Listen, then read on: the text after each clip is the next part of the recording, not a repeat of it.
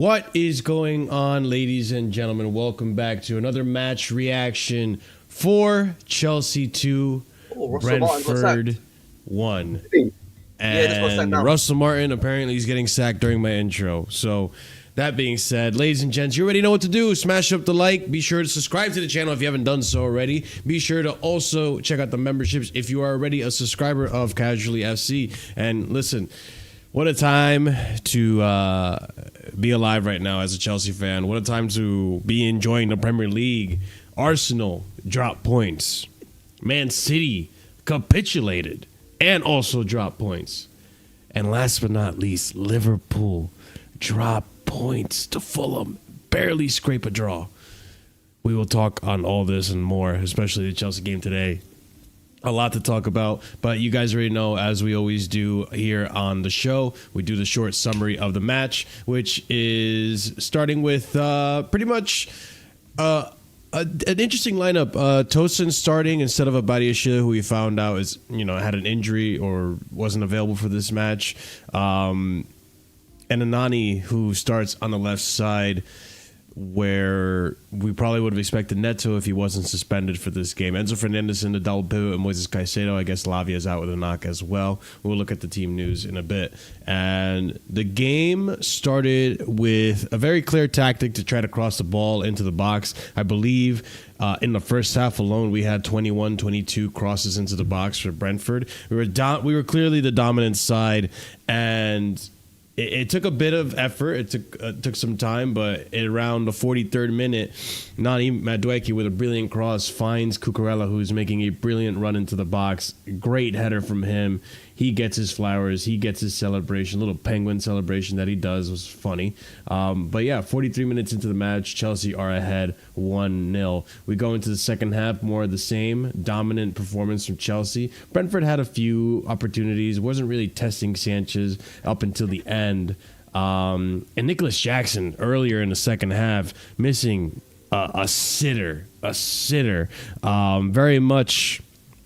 For those of you who previously had a Nicholas Jackson agenda, you wanted to probably add that one to your tally and lambast him. But luckily for him, and luckily for the Chelsea fans, he gets a brilliant goal, near post on the goalkeeper as well. Gets himself on a score sheet. Well-deserved goal. That's now 9 goals for him in the Premier League. Only 5 away from matching his tally last season. And yeah, then Chelsea take on a little bit of pressure, a little bit of a lapse of concentration, a bad tackle from Tosin, Levi Colwill not being able to catch up to Mbumo, and unfortunately Brentford in the 90th minute with 7 minutes added stoppage time, Mbumo gets on the scoreboard, and now we're talking a 2-1 game. Brentford being a bogey team for us in recent years.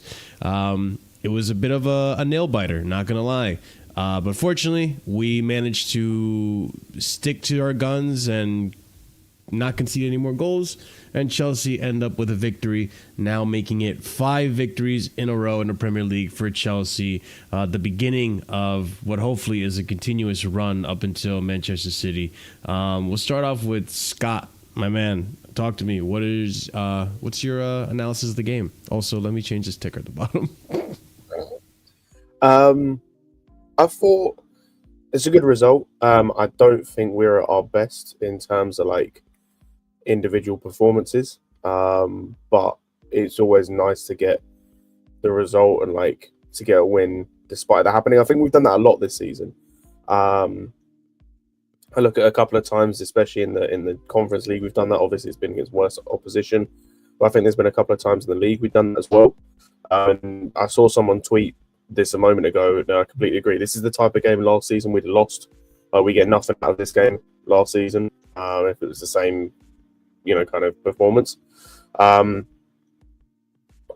yeah, and so I think it's good in terms of when you can kind of get these kind of wins. And I think it's early to say, and we've got this gimmick going on. But these are the type of wins when you're not playing your best, and you're playing a team that is your bogey team.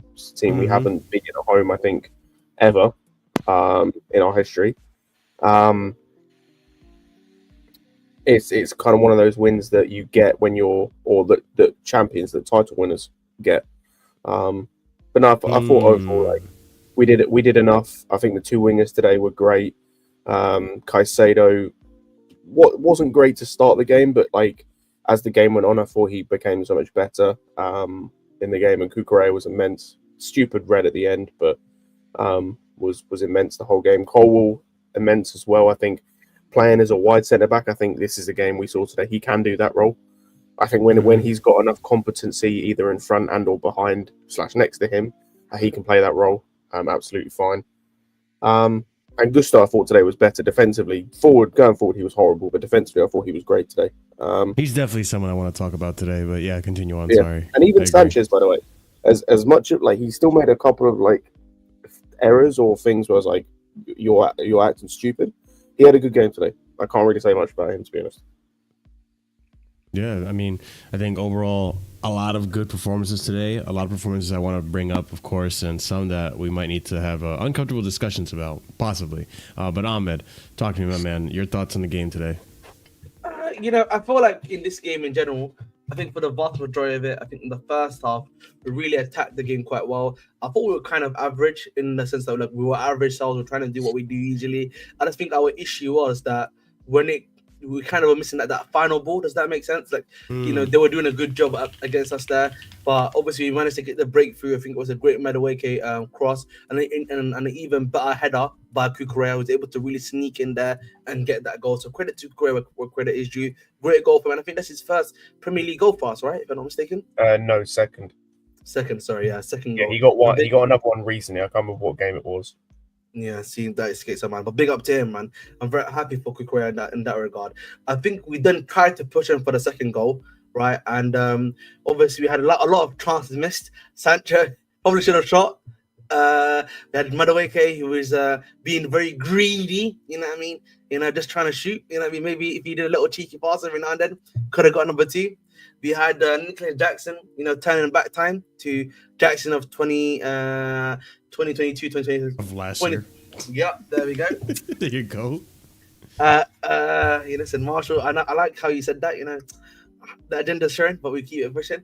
But listen, the thing was, after like we missed that chance of Jackson, like you could tell the momentum changed the game for a little bit because they were starting to get onto us, bro. Like they were hitting, bro. They had the post chance straight after that.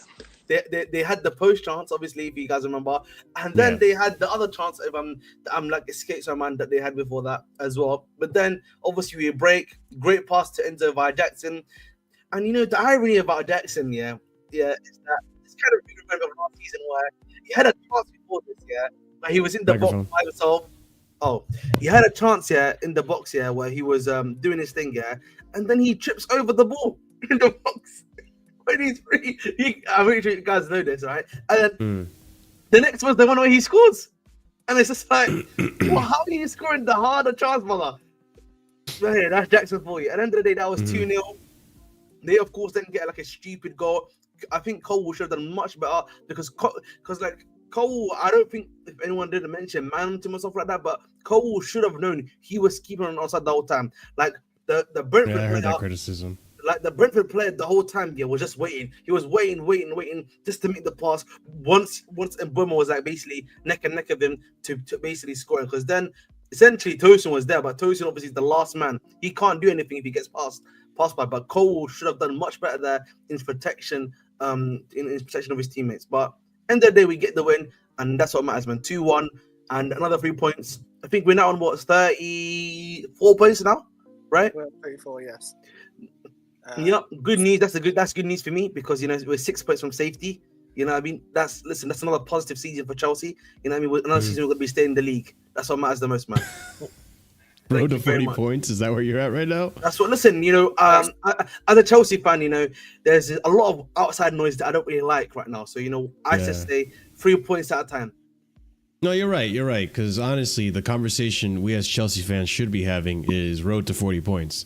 We need to ensure we don't get relegated. We didn't get to 40 points. Yeah, man, we're not a young and exciting team. Yeah, man. Exactly. When did we get to 40 points last season? Was it March or something? It took a long time. I try not to remember those days. I saw another tweet. We didn't get to 34 points. So what we're on now, we didn't get to 34 points till game week 24. Oh my god, bro. Yo, insane, man. What is wrong with this guy, man? Hey, man. As a See? team. Man, Bad- listen, we're in game bad week. times. It's game week 15 right now, if I'm not mistaken, Yeah. or 60. Yeah. So listen, we made it in 9 games sooner. That's what I'm talking Listen, about, this man. team hasn't been proven yet, and you know all I'm saying is that you never know what could happen. We could just not win for the rest of the season, and then we're in trouble. So you know we can't speak too soon on this match, on this team, on the results. But I think, listen, it's a fun, entertaining conversation to have, which we'll probably have a little later in the show today. But we're only 2 points shy of first place. So And, it's you know, we already got a suspension of CUCURELLA too. So, yeah, I forgot to mention that, by the way. At the end of the game, CUCURELLA got the second yellow and he got sent off. So you know, stupid, one thing, you know but- what I want to say, man. Again, you know, I think this is not on CUCURELLA. Careful what you say. It's not on CUCURELLA. I'd say I think sometimes guys, we need to sometimes be a bit more tranquilo. You know what I mean? Be a bit more at peace. Be like water, bro. You know what I mean? You won the game. Chill out a little bit. You know what I mean? Obviously, CUCURELLA's case, of course, that's what needs to be done. But, you know, again, you know, but you know, you're not showing in leadership. What? Disrespectful. Like, see that cheekiness, man. Can Ridiculous. you know what I mean? That cheekiness can lead to red cards. So ease up on the mean, cheekiness every now and you then. Bro, Believe it's RSM, check your goddamn Twitter DM group thing. You see that? You see that, RSM? You don't want you here, man. You were He added said to there the can only group. be RSM. He's saying there can only be one South American here, man. You know what I mean? Bro, yeah, So well, hold that. we did hit our South American quota, but also RSM, yeah, we were added to the GC, so I didn't forget. Damn it! They added Go to ahead, Casually. check the Have you added- GC. have you added He's to he's Casually? in casually. He's in casually. He's Yeah, in the see, GC that's where now. we get all our stuff from usually. Yeah, there you go. Grab Wait, it is from he in there, the group chat? RSM. Yeah. Rectifying you're a his fraud. mistakes. You Rectify fraud. your mistakes, just Yeah, like you win fraud. hype text. Yeah. Listen, I guess let's start talking about some of the players, right? Like we'll start off CUCURELLA today, obviously. Brilliant goal from him. Brilliant performance from him. I think overall, this guy, I think today kind of just stamped his authority in the league that he is probably the best left. Actually, no, I don't say probably. He is the best left back in the league. You cannot tell me there's another left back that is better in this league right now. That's 100% correct. 100% correct. I agree with that take. I would even argue right now, even in the world, I would probably argue that he's pretty much number one. Form-wise, yeah. In the world, Yeah. I don't know. I No, would he's- have to he's do number more one in the world. research. He's You think so? Right now. Yeah. Yeah, Because, I mean, who else would listen, I mean, talk next about number. like the other competitors, are Alfonso probably- Davies? the other Everyone loves to say Alfonso competitors, Davies. Tia Hernandez, for example, he's Mhm. the season he's been in and out of the squad of injuries yeah. and stuff like that. That would probably be my number one on a personal level. No. But if we talk about as of right now, it has to be CUCURELLA.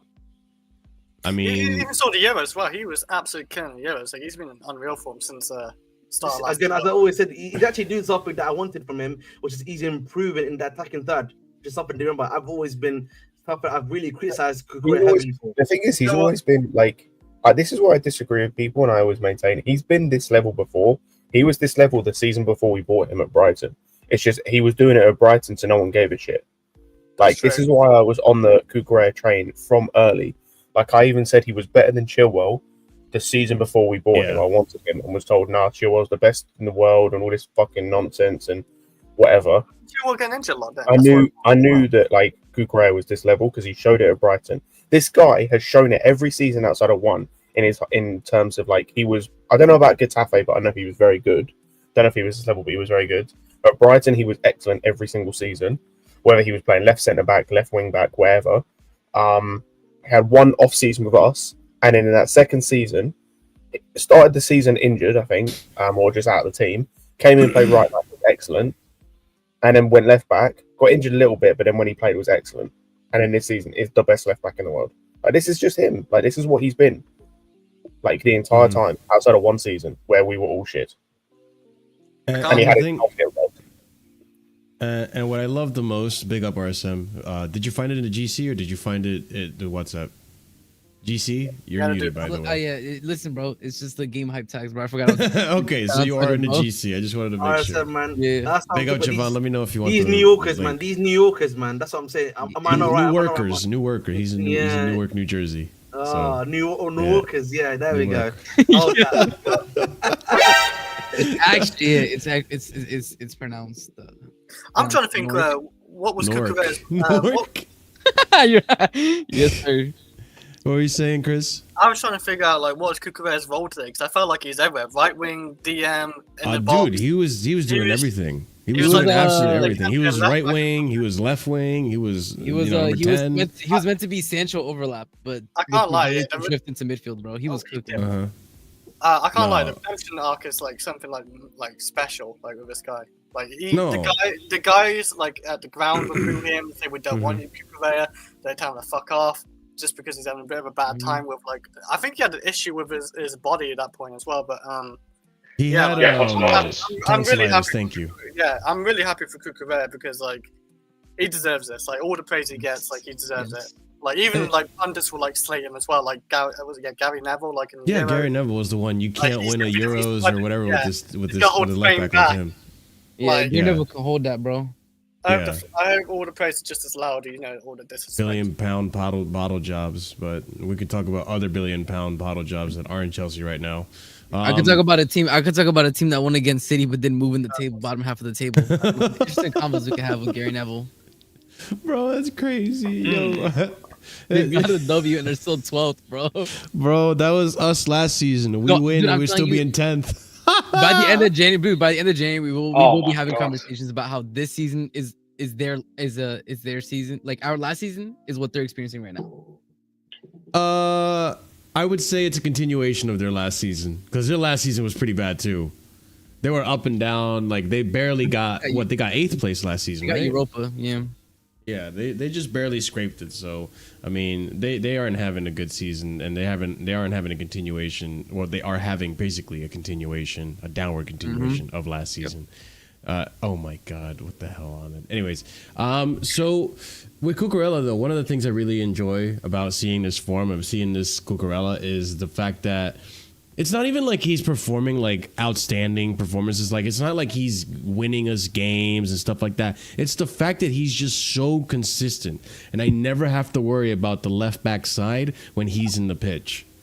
So I mean, listen, against Everton, I think Renato Vega will do just a fine job, but I would much prefer if it was Cucurella there because I know Cucurella, you're not going to make the mistakes. You're going to recover. If you do make a mistake, you're going to make the runs. You're going to be like, when it comes to like supporting that side, like a Jaden, I think Cucurella does such a good job, and maybe it doesn't get, acknowledged enough. Whereas Renato Vega, I don't know. I don't think he's going to be doing the same kind of job that Cucurella can do. But hey, listen, he's still fantastic. So today, Yep. Cucurella, fantastic, gets a goal, gets us a win in the game. What I mean though is that he doesn't like single-handedly win us games and games. He keeps us in the game. He's It's always not like consistent. he means it's not like a Jackson or a Palmer. Where Yeah, they're, like a the Jackson game or a decider. Palmer. That's what I mean. Yeah, He does like, Like he's- he does like the Caicedo work, bro. That brother shows up to work, drops an 8 out of 10, leaves. Like, yeah. that's what he's been Yeah. doing this season. Yeah, that's pretty much, and I can't like complain about it much. Like I think it's a, bro. I can't complain about it at all, to be honest. But he was fantastic. Yeah, we'll talk on Nani in a bit. But yeah, CP, do you have anything you want to say about Cucurella before we move on to our next player to talk about? Yeah, I just want to give a big shout out to the best left back in the world. You know what I'm saying? Putting on masterclass of locking up players, assisting players, goal scoring. I knew a man who about 2 days ago, discovered Gronk. That like AI photo editing thing. Oh, Jesus Christ! A certain Ahmed Big man with a nuke, bro. playback stream at Flawlesses. And then he starts making a lot of these, specifically some for Cucurella, and I think he also sent some to RSM. So I just wanted to say to the person who's apparently off camera now, when we're talking about Cucurella, you can hold that, you fraud. Hold that. Take on it. Hold that. We said that on the watch line, just so you know. As soon as you Man doing Theo Hernandez. collectively told him to hold that, just so you know, we did it. In your kind of specific, yeah. There you Anyways, yeah, Theo Hernandez props, all this nonsense. Yeah. Oh, I need this, niche ass left back from the French league. Yeah, whatever. Fuck off. Anyways, yeah, my left back. Let's go. But I know I about didn't know. Yeah, I didn't know Thiago Silva was at the bridge today. That's awesome. Apparently he Thiago was. Silva. Yeah, apparently he was. Yeah, big up Thiago Silva. Oh, he's Always. tweeted about it. Yeah. Legend.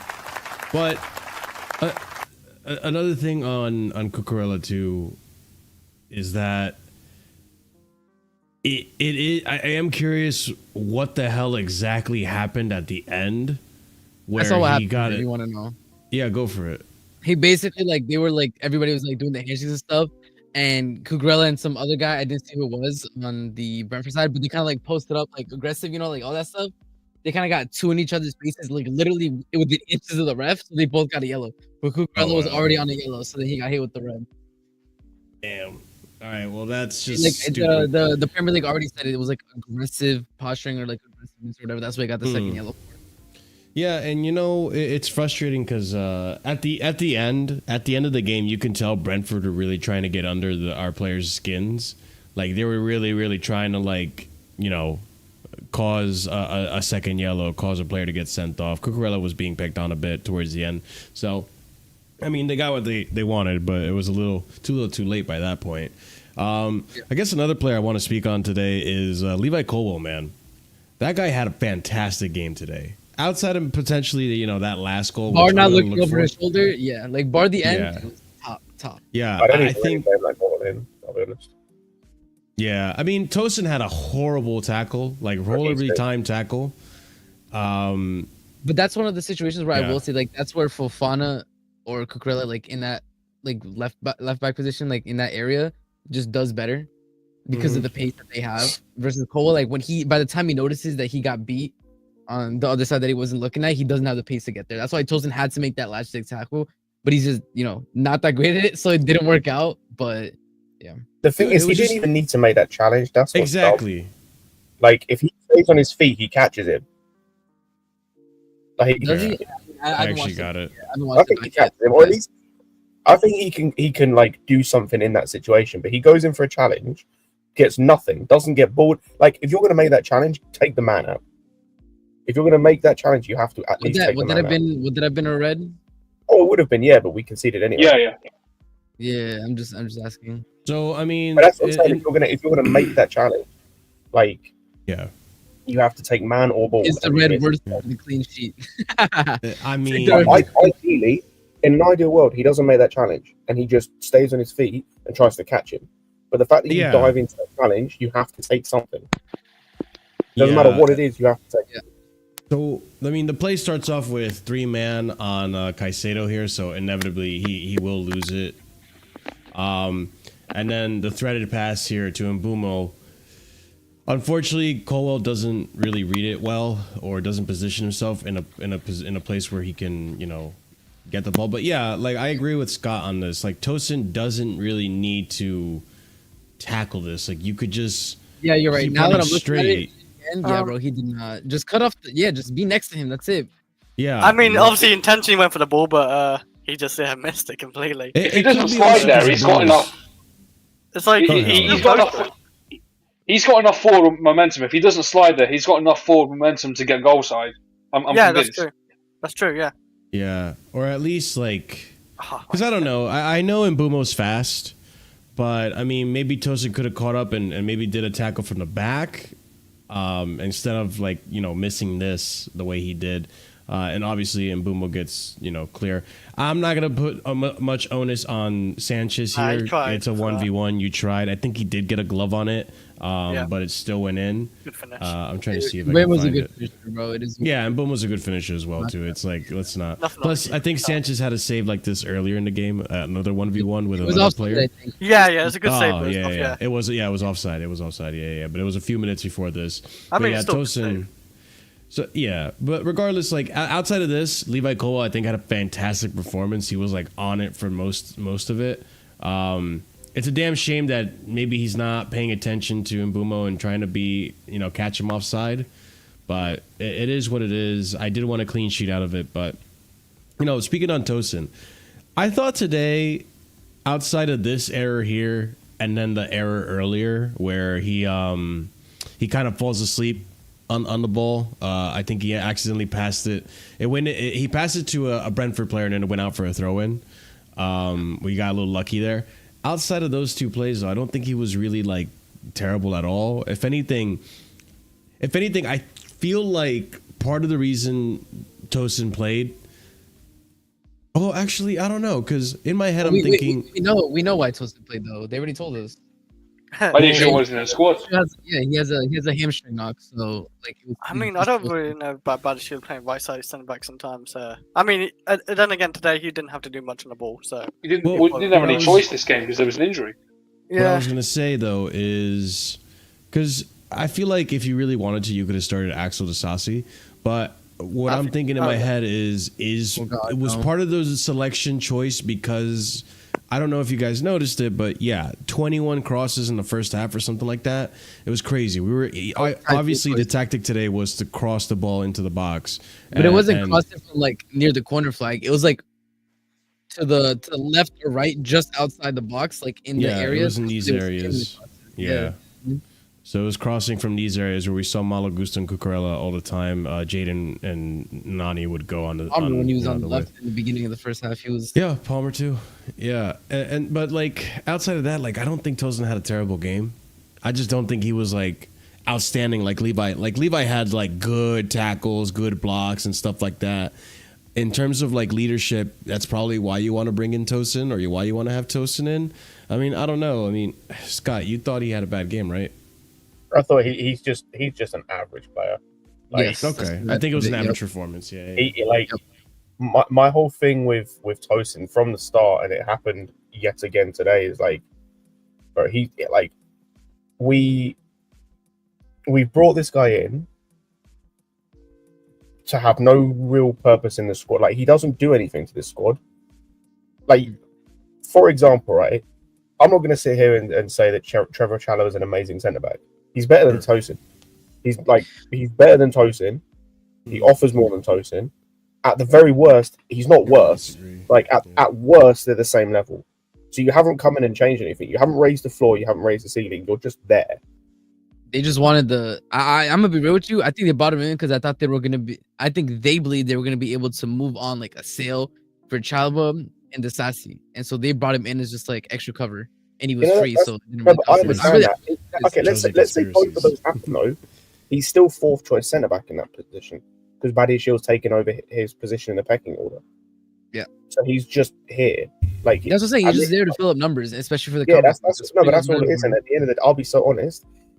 Like, at the end of the day, I'm not a massive fan of the academy, but at that point, it's like if you're just there to fill up the numbers and take the occasional game or soak up the occasional 20 minutes in a game, I can get an academy player to do that and give me the same level of performance I'm getting from you. Like, you can't sit here and tell me that a guy he's already losing that, by the way, because this winter, like most likely, we're linked to Araujo, but we're also getting an Anselmino, so he's just gonna get less and less like game time. If we're being completely honest. Anselmino's a perfect example, right? Like, I don't really want him in the squad because of the fact, like, how little game time he's had in his career. Like, I think in total, in terms of actual meaningful minutes in the league, he's barely cracked 1,000 minutes in like his whole career in the league. He's obviously had then cup games and whatnot, but even as much as I don't want him in the team, he would give me the same level of performance. Yeah, he's probably giving me the same level of performance if you give him an odd game there, 20 minutes there and here and whatnot. And that's ultimately the point. It's like, I'm talking about an Argentinian centre back who has only ever played 1 year in professional football, full year, which is this year, will be when he comes back to us, who is 20 and has only ever played in the Argentinian league. And he's given me probably the same level of performance as a 27-year-old who has played across 2 different leagues in England at least 4 different clubs of varying levels. Like, I just expected more. Actually, no, I didn't. I knew this was going to get from Tosin. It's just he should be performing more. Like, he should be producing. Yeah, I think with Tosin, it's been a bit disappointing. I had high expectations in terms of he was going to walk into this team pretty much and be that out-and-out defender every game. But even today's game, like, there was we just looked over the play, right? Like, that goal should not have happened. If we had like a top center back, let's just say, you know, for the sake of example, if we had Thiago Silva in this team still, and it was Thiago Silva and Levi Colwell, and Thiago Silva is making that tackle or in that position where Tosin is, I guarantee you Thiago Silva prevents that goal. Even at his age right now, I guarantee you Thiago Silva prevents that goal because he knows how to position himself. He knows not to rush into that tackle. He knows how to take care of it and get Mbumo off the ball, at least throw him off to the point where like maybe he misdirects the shot or it lands right at Santa. I think Sanchez. In his particular case, recovery would be a problem from the position that Tosin starts. But if you want to use a younger example like a Van Dijk or even a Canate, they just push Mbeumo wide and they show him onto. I think Fofana stops that goal. I think Fofana does too. It's just through his pace, yeah. Just push him wide. Get him onto his right foot, his weak foot. But that's what I mean. Like in today's game, I think what could have benefited, because this is the thing too. I say I almost would have rather just had the Sassi play, because at least the Sassi gives you the aerial threat. We had how many corners in today's match? You don't think the Sassi gets his head on one of them? I don't think Tosin got his head on. As well. No, he did it. Almost scored Tosin on one of them. To be fair, it was an offside though, wasn't it? No, it was onside. He missed. He just missed. Oh, it was close. It would have been a banger goal. I can't lie. Yeah, let me actually look at today's games in terms of like the corners we had. We had 8 corners today, and we had a few fouls, like set pieces and stuff. Like we were crossing the ball in a lot, and in one of those crosses, if the defender is up there, if it's a Sassi, you're almost banking that one of those is going to go in. Especially with how physical the corners were, bro. Like I swear, it exactly took so long to take corners just because they kept calling it back and stuff. Yeah, no, today was a very, very physical game. So I feel like even in that aspect, Tosin really didn't make his presence felt. Listen, I thought he was okay. I thought he was average. Mistakes do happen. Obviously, we shouldn't be allowing Mbeumo to go one-on-one like that. But at the end of the day, it is what it is. We'll see if he improves later in the season. But I wasn't really taken back. Like, this performance by Tosin today didn't convince me that he should be a starter for the team. That's essentially the point I'm trying to get at. Yeah, 100%. Another person I do want to talk about for sure is I don't know if we're going to agree on this, Scott, my friend. But I think you agree with half of this, but I think overall today's performance was 100% better from Malo Gusto than any performance he's had this season. No, I agree. Yeah. Even attacking wise, though, that's where I disagree with you. No, like attacking wise, he stunk. Like he was terrible, but like that. The thing is like one day he'll get Rudiger long shot, bro. One day. One day, bro. It's not even the shooting. Like I think he had effective crosses. No, his crosses. He had like one good. He had one good. He had like one or two. How many crosses did he attempt? Let's look at that's what I'm saying. He had one. I swear he had like one or two out of like maybe 8 attempted. I swear. Who was the cutback for it? Like the edge. It was for Cole Palmer, and then Cole Palmer flicked it to Enzo, and Enzo took the shot and it didn't go in. Oh my god, I'm right, bro. I'm literally Nostradamus, bro. He had 8 crosses and only 3 were accurate, bro. I knew it. I swear he did like 8 or something crosses, and I swear only 1 or 2. There's 3, but only 1 or 2 were actually good. Yeah, but the thing with Gusto is like this was him last season as well, and so it's like I'm not expecting him to be amazing in the final third. The area that I wanted to see improvement from him this season, based on the first half of the season or up until this point, was defensively, because I think outside of like there was one other game I can't remember what it was where he was good defensively. Outside of that game and this game, he has been shit defensively. Maybe not but underwhelming in terms of what he was last season. And then you couple that with everything else, like the terrible, like crap going forward. In possession, he was bad in terms of just giving the ball away. But I thought this game was much better, and I've been saying for so long, and I thought Maresca had changed it at the start of the game, so I'm glad I was wrong. Him as the right centre back. Like if we're gonna do this with Fofana being out, if we're gonna carry on like when Badiashile gets back, like he can be that right centre back because he's great defensively. When he's on it like he was today, and going forward he kind of sucks. So you just limit the amount of times he gets forward, then you can utilize his defensive ability, which is amazing. Yeah, so, he might get forward next game though. Scott, since Cucurella's out. I hope not. I hope it's. No, what it should be, and it kind of was today, apart from Cucurella was everywhere. It's just you have whoever the left back is, so Vega invert into midfield. Like I just saw Cucurella. If Badiashile's fit, you just do what you like.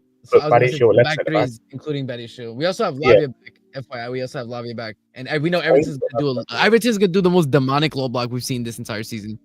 Well, actually, you I mean, they know, can try. before we continue, because I can just really quickly bring up the team news that I didn't bring up earlier. Enzo Maresca on injuries. We had João and Romeo that can probably be available for the next one, so he's referring to Everton. Carney was ill. Chile was...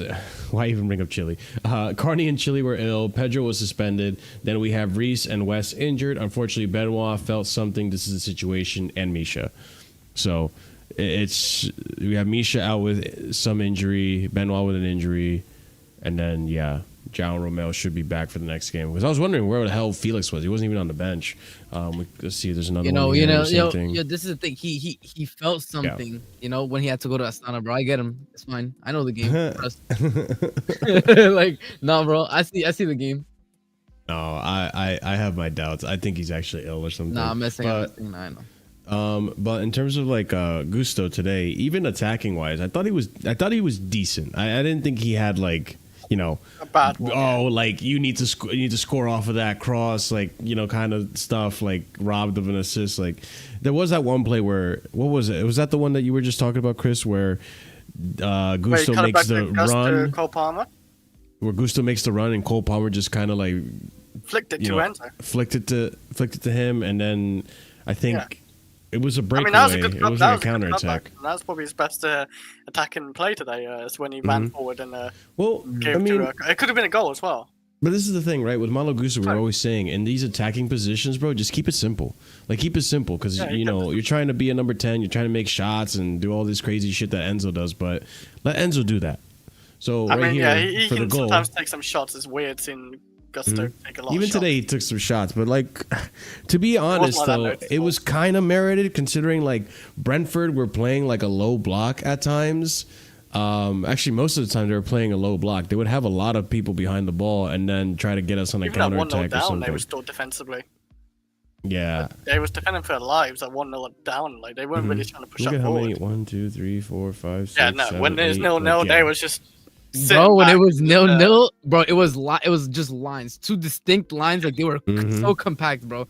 I was really surprised by how like they were very compact, but bro, we were slicing through them. I'm not gonna lie, we were playing some fluid football. It's understandable though, because they see how many goals Chelsea scored this season. You guys set up to basically not concede. No, if they respect on Chelsea's name again, let's go. If they set up to actually play us, we would have cooked them, bro. Yeah, dude. Our problem was we just didn't have to put it in net. That was our problem today. Because we could have like 3 or 4. We'll get to it, bro. But Jackson is such an enigma, dog. You score like the hardest chance you've had all We'll definitely get to it. That's he is an enigma. But yeah, in this chance here, Malo Gusto does the simple thing, passes it to Enzo, and then Enzo with fucking brilliant cross from Enzo, man. I can't lie. I mean, I think what's more brilliant than the cross is actually the Cucurella run. No, well, that's not the way you did that cross. Oh, that was Nani. Yeah, it's Nani. Sorry, I thought it was Enzo for whatever reason. Yeah, like by the goal, that was right. Yeah, Enzo was just watching the beautiful ball. That's what he's doing. That's his involvement. By the way, like I have to say this, like that cross from Nani, bro, like that brother learned that from Neto, bro. That Neto makes those crosses all the time. Like Nani never did that before we got Neto in the squad, bro. Ever. I haven't seen him do that type of cross a single time in my life, bro. I think he did it in the Arsenal game, if I remember. Oh no, Neto's a fantastic crosser. Like Neto does that cross like 5-6 times every game. But Madueke's improving in his crossing and passing. That's what I like to see. The competition is good, man. Cucurella flew, bro. Look at him, bro. Puma is making the bag, bro. Puma was like, yeah, for real. Their lips seeing that this, video they did, man. Like, they say, try to be nice now. Yeah. I thought I thought he might have been cut off from Puma after that. I thought, we need to get this guy off. Yeah, they were making out asking me a disaster. Nah. No, I was saying too, like, yo, the Puma stocks are gonna drop now. Like, watch that shit plummet. But now with, I guess they made up and hashed it out, so they're good. Good for Cucurella. But this goal from Cucurella is brilliant. Like, it was funny because we were watching this. I was watching with my dad, and my dad says, like, bro, the shortest guy on the pitch scores a header on you guys is crazy. And Cucurella's not, like, these are big center backs. Cucurella, the fact that he wins a header. Yeah, no, Cucurella's been magnificent this season. I'm just really happy for him to get his goal. And I mean, listen, let's You just gotta. It's Cucurella. Bro, it's Sam. Yeah. Wait. He really dude deserved cooked. it as well. He really My deserved dude- that goal because My he was dude really everything. cooked. Yeah, no, he was all over the pitch. It was very much like how he played last season under Poch, where it's just like, okay, you can invert and you just have liberties to do whatever you want as long as you get back to the position you have to get back to. There was times where he was like on the right side of the pitch. There was times where he was there with, linking up with Nani or, in the middle with Cole. Like, man, it was so effective. And I think it's games like this where like there's a low block where he has the liberties to do that versus other games like, he's gonna go up the pitch but not be as free to be on the other side of the pitch, for example. The next player I have to bring up, obviously, unless you guys want to say something else about Cucurella's game today. Okay, cool. I guess with the whole freedom thing, it's just a testament. Like, he's a tactically intelligent player. He knows what he's doing. He'll never. He really is. Even when he does venture into different areas, he'll never leave us in a compromised position where the flank is completely open. Because I'll be honest with you, I don't remember him ever having a role anything like this when he was at Brighton. No. Like, when he was at Brighton, he was just strictly like a left wing back kind of He player. played left centre back too from Brian Wilder. I think as left centre back, he was quite aggressive. Yeah, Yeah. Pushing they up. played back Yeah. three, and he'd be the aggressive one. So the fact that he was able to pick up this talent and add it to his, playmaking plus ability, bro, like, come on. Like, we have a brilliant player in our hands. He's clearly like the best left back in the Premier League. And as for the world, I think he's probably there too. Competition in the Premier League, is there? Like, you got Robbo, who's just Robertson has completely, that guy's Robertson career from is Fulham, crashing he's so my quick. guest. Yeah, Fulham, the Robinson Luke from Shaw, Fulham, he's a good shout. he's more injured than fucking. Oh, James, Luke Shaw, really? No, but He's more injured than Reece James. Yeah. I think he is. Right. It's just who else is there? I need to. I mean, most of the big clubs play centre backs. Yeah. Yeah, no, Vardio's not it. Who's With the way they're Arsenal conceding right now? goals, Vardio's done, bro. Like, he can score goals, but he can't. He's not defending as well either. I am So so glad. Vardio was Especially- Alonso as centre back. I swear. Yo, especially if you guys saw the City game, bro. Did you see the second goal they conceded and how Vardio whiffed it, That was embarrassing. He tried to backheel it off the line. Yeah. bro?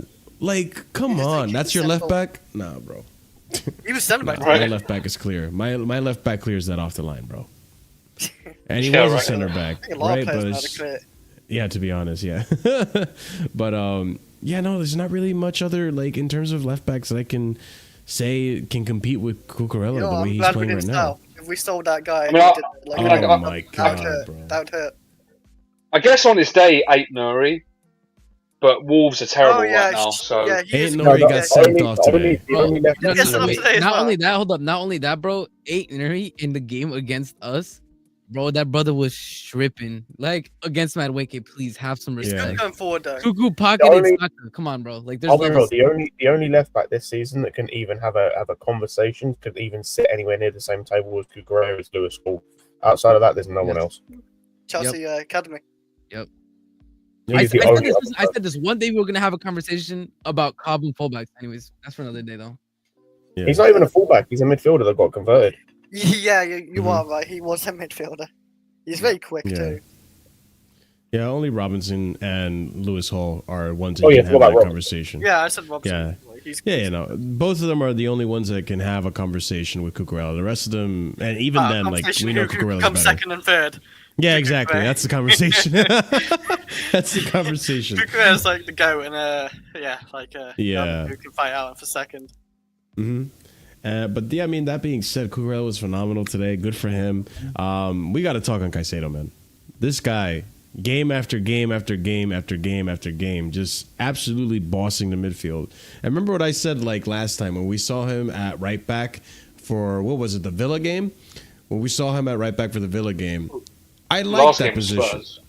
Well, the last game, but the first time we saw him in that position was Yeah. against Villa. So I said after that game, I was like, I like the work he can do there, but I think he's more effective when you put him in a double pivot. And today, obviously at the cost of like, we'll talk on Enzo. I don't think he had the best performance today, but we'll definitely discuss Mixed him. bag. Mixed bag. Yeah. But I think with Caicedo, like when he is in the double pivot and he is in that midfield and not having to invert, bro, the work that he can do and the work rate that he has is insane. Marshall, you can go on the watch long. There was this one phase of play, I think in the second half, where the keeper for Brentford was trying to pass it out, and Caicedo just appeared on screen to intercept the pass. Like he wasn't. It was like he was not on the screen. He appeared and he intercepted the pass. I'm like, where did that brother come from? It's crazy. I don't understand how he. For me personally, like, people are like he's getting back to his Brighton levels. I was Ecuadorian. I watched every single game he had at Brighton. He has not been this good at Brighton ever. Yeah, He's on an entirely different level right now than he's on Brighton. I see people like, oh, he's reaching back to his Brighton level, or he surpasses Brighton level by far. I've never seen him at Brighton, for example, boss the midfield like he has these past couple games, and I think it's insane. And this is one of these conversations that we have when we start talking about a spine. When people think this is a squad that can challenge for a lot of things, like you have Caicedo stepping up, and name me a better DM right now in world football. I'm gonna be real. Name me a better DM right now. No, I said this to Cot. We were having a chat about this on the watch along, or not the watch along, on in the Discord and Kai said the same thing. No, you can take defensive out of that conversation. He's the best midfielder in the league this season. There's no like no one close. Like, listen, Gravenberch was nice knowing you, bro, but you got hooked against Newcastle. We're not on speaking terms right now, Gravenberch. We're not, bro. Nah, like. Yeah, Gravenberch is if Liverpool had Caicedo, they'd be calling him the best midfielder. If he's on this, dude. To be honest, if they had Caicedo, they probably would be walking this league. I'm so glad he chose us. I mean, he is a Chelsea fan, so we had that over Liverpool at least. Proper chose, bro. And this is the thing that annoys me, because like we all hear these conversations, we all hear these arguments. The fact that like now the arguments the conversation is changing, right? We spent 1.5 billion, now we have to win the league. Whereas before we spent 1.5 billion and bottled it. We got crap players. Caicedo's not worth it. Enzo's not worth it. All this and that. Like what people don't understand. And of course, 1.5 billion is a lot of money to spend on a team. 1.5. It's a lot of. I don't know, bro. I'm just reiterating what these rivals want to believe. To me, it's numbers still just keep changing. I swear, bro. To me, it's still 800 million, because if you want to take into account net, then come on now. But no, it's 200 million anyway. It's not even net. Sorry, not 200. It's 800 million. Fuck the net thing. It's 800 million. Yeah.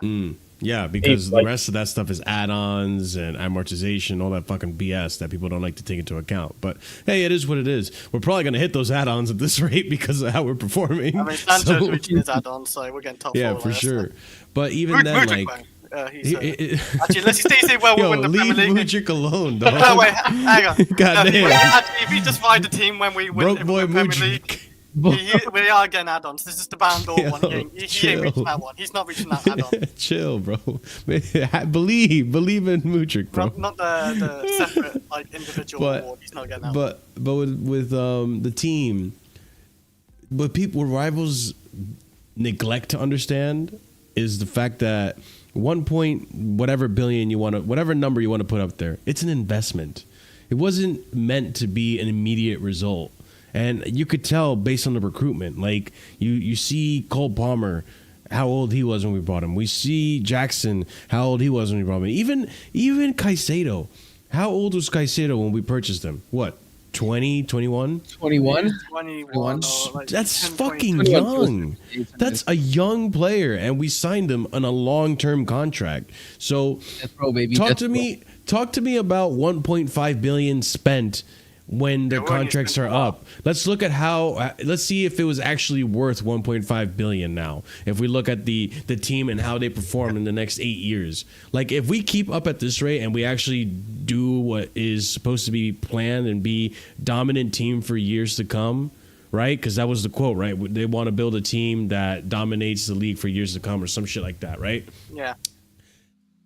When the 1.5 billion is up, although the contracts run out, I guarantee you the performances that we've had, the grand picture is going to be worth more than 1.5 billion. People will look at 1.5 billion as an actual, like, bro, you guys had a bargain for the amount of trophies and things you've won with this team. Obviously, I'm speaking soon.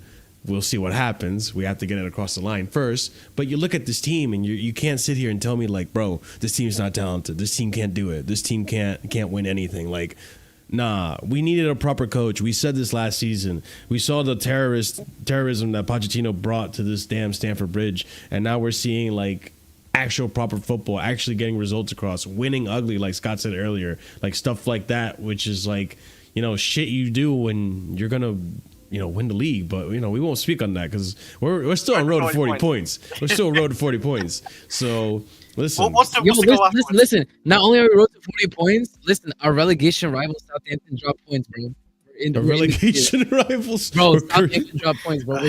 Bro, they dropped points bad today. I don't know how many goals they conceded this season. Now. 5. They conceded 5 in this game alone, bro. Yeah, they no, it was funny. a lot I of think it was goals like 5 in the first half, and then like Spurs just fell asleep. They did nothing. Also speak on the obviously money. Like even a lot of players we bought, like their investment for the future, or like we can sign in the future. We bought 7 goalkeepers. We're not gonna play every keeper. Some of them get moved on the future, and we bought a lot of wingers. We bought like Estevar. I don't know how much we paid for him, but like he's not gonna be starting this team probably for like a year or two. 560. Like there's a lot of investment they're doing to this team for the future. Thank you, Prime. Like you said on the lines, they're just setting this team up for like the next 10 years. And that midfield, we have Lavia, Caicedo, Enzo, Santos, and who else ever. Like that midfield is going to be set for like 10 years, hopefully. Hopefully, like round 10. And it's crazy because right now Moises is 22, right? Enzo is around the same age as well. This is a young team. They're going to improve. And the fact that we're getting these levels of performances out of them is insane. And it actually genuinely excites me. 23, yeah, they're both 23. And Lavia's 20. Fucking A, bro. That's crazy that Lavia's 20, bro. That means he was playing and balling out of Southampton like at 17 or 18 years old. Yeah. It's fucking insane. Yep. Yeah, that was insane, bro. Man, City's got some talent, they do. They did. I know they're crying about it right now. Yeah, they did. They did, Chris. They're they back did on have the some wrong course, I talent. think, with Foden. Yeah. As a younger 10 behind Haaland. Fuck it, bro. I can't believe they capitulated the way they did today. Oh, that's so bad, bro. It's so made a bad. I turned the game off. I thought 1-0, yeah. Really? Oh, man. Football's a humbler, eh? I don't know if you have the video. Stay humble, I don't know if you have the video, Marshall, but literally for our second goal, it was Caicedo that just like literally picked the pocket, gave it to Enzo. Cool. And I'm glad you. Well, the first video I want to play is.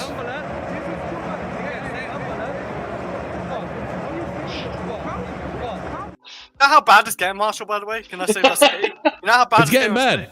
No, it's getting bad where rivals think they're playing bad on purpose because it's unheard of. Like, bro, this is Graham Potter form. I'm being dead serious. No, it really. This is Graham Potter form. But I prefer really not I've to, seen like Mark Goldbridge and not to others speak. being, If I speak, I am in big trouble.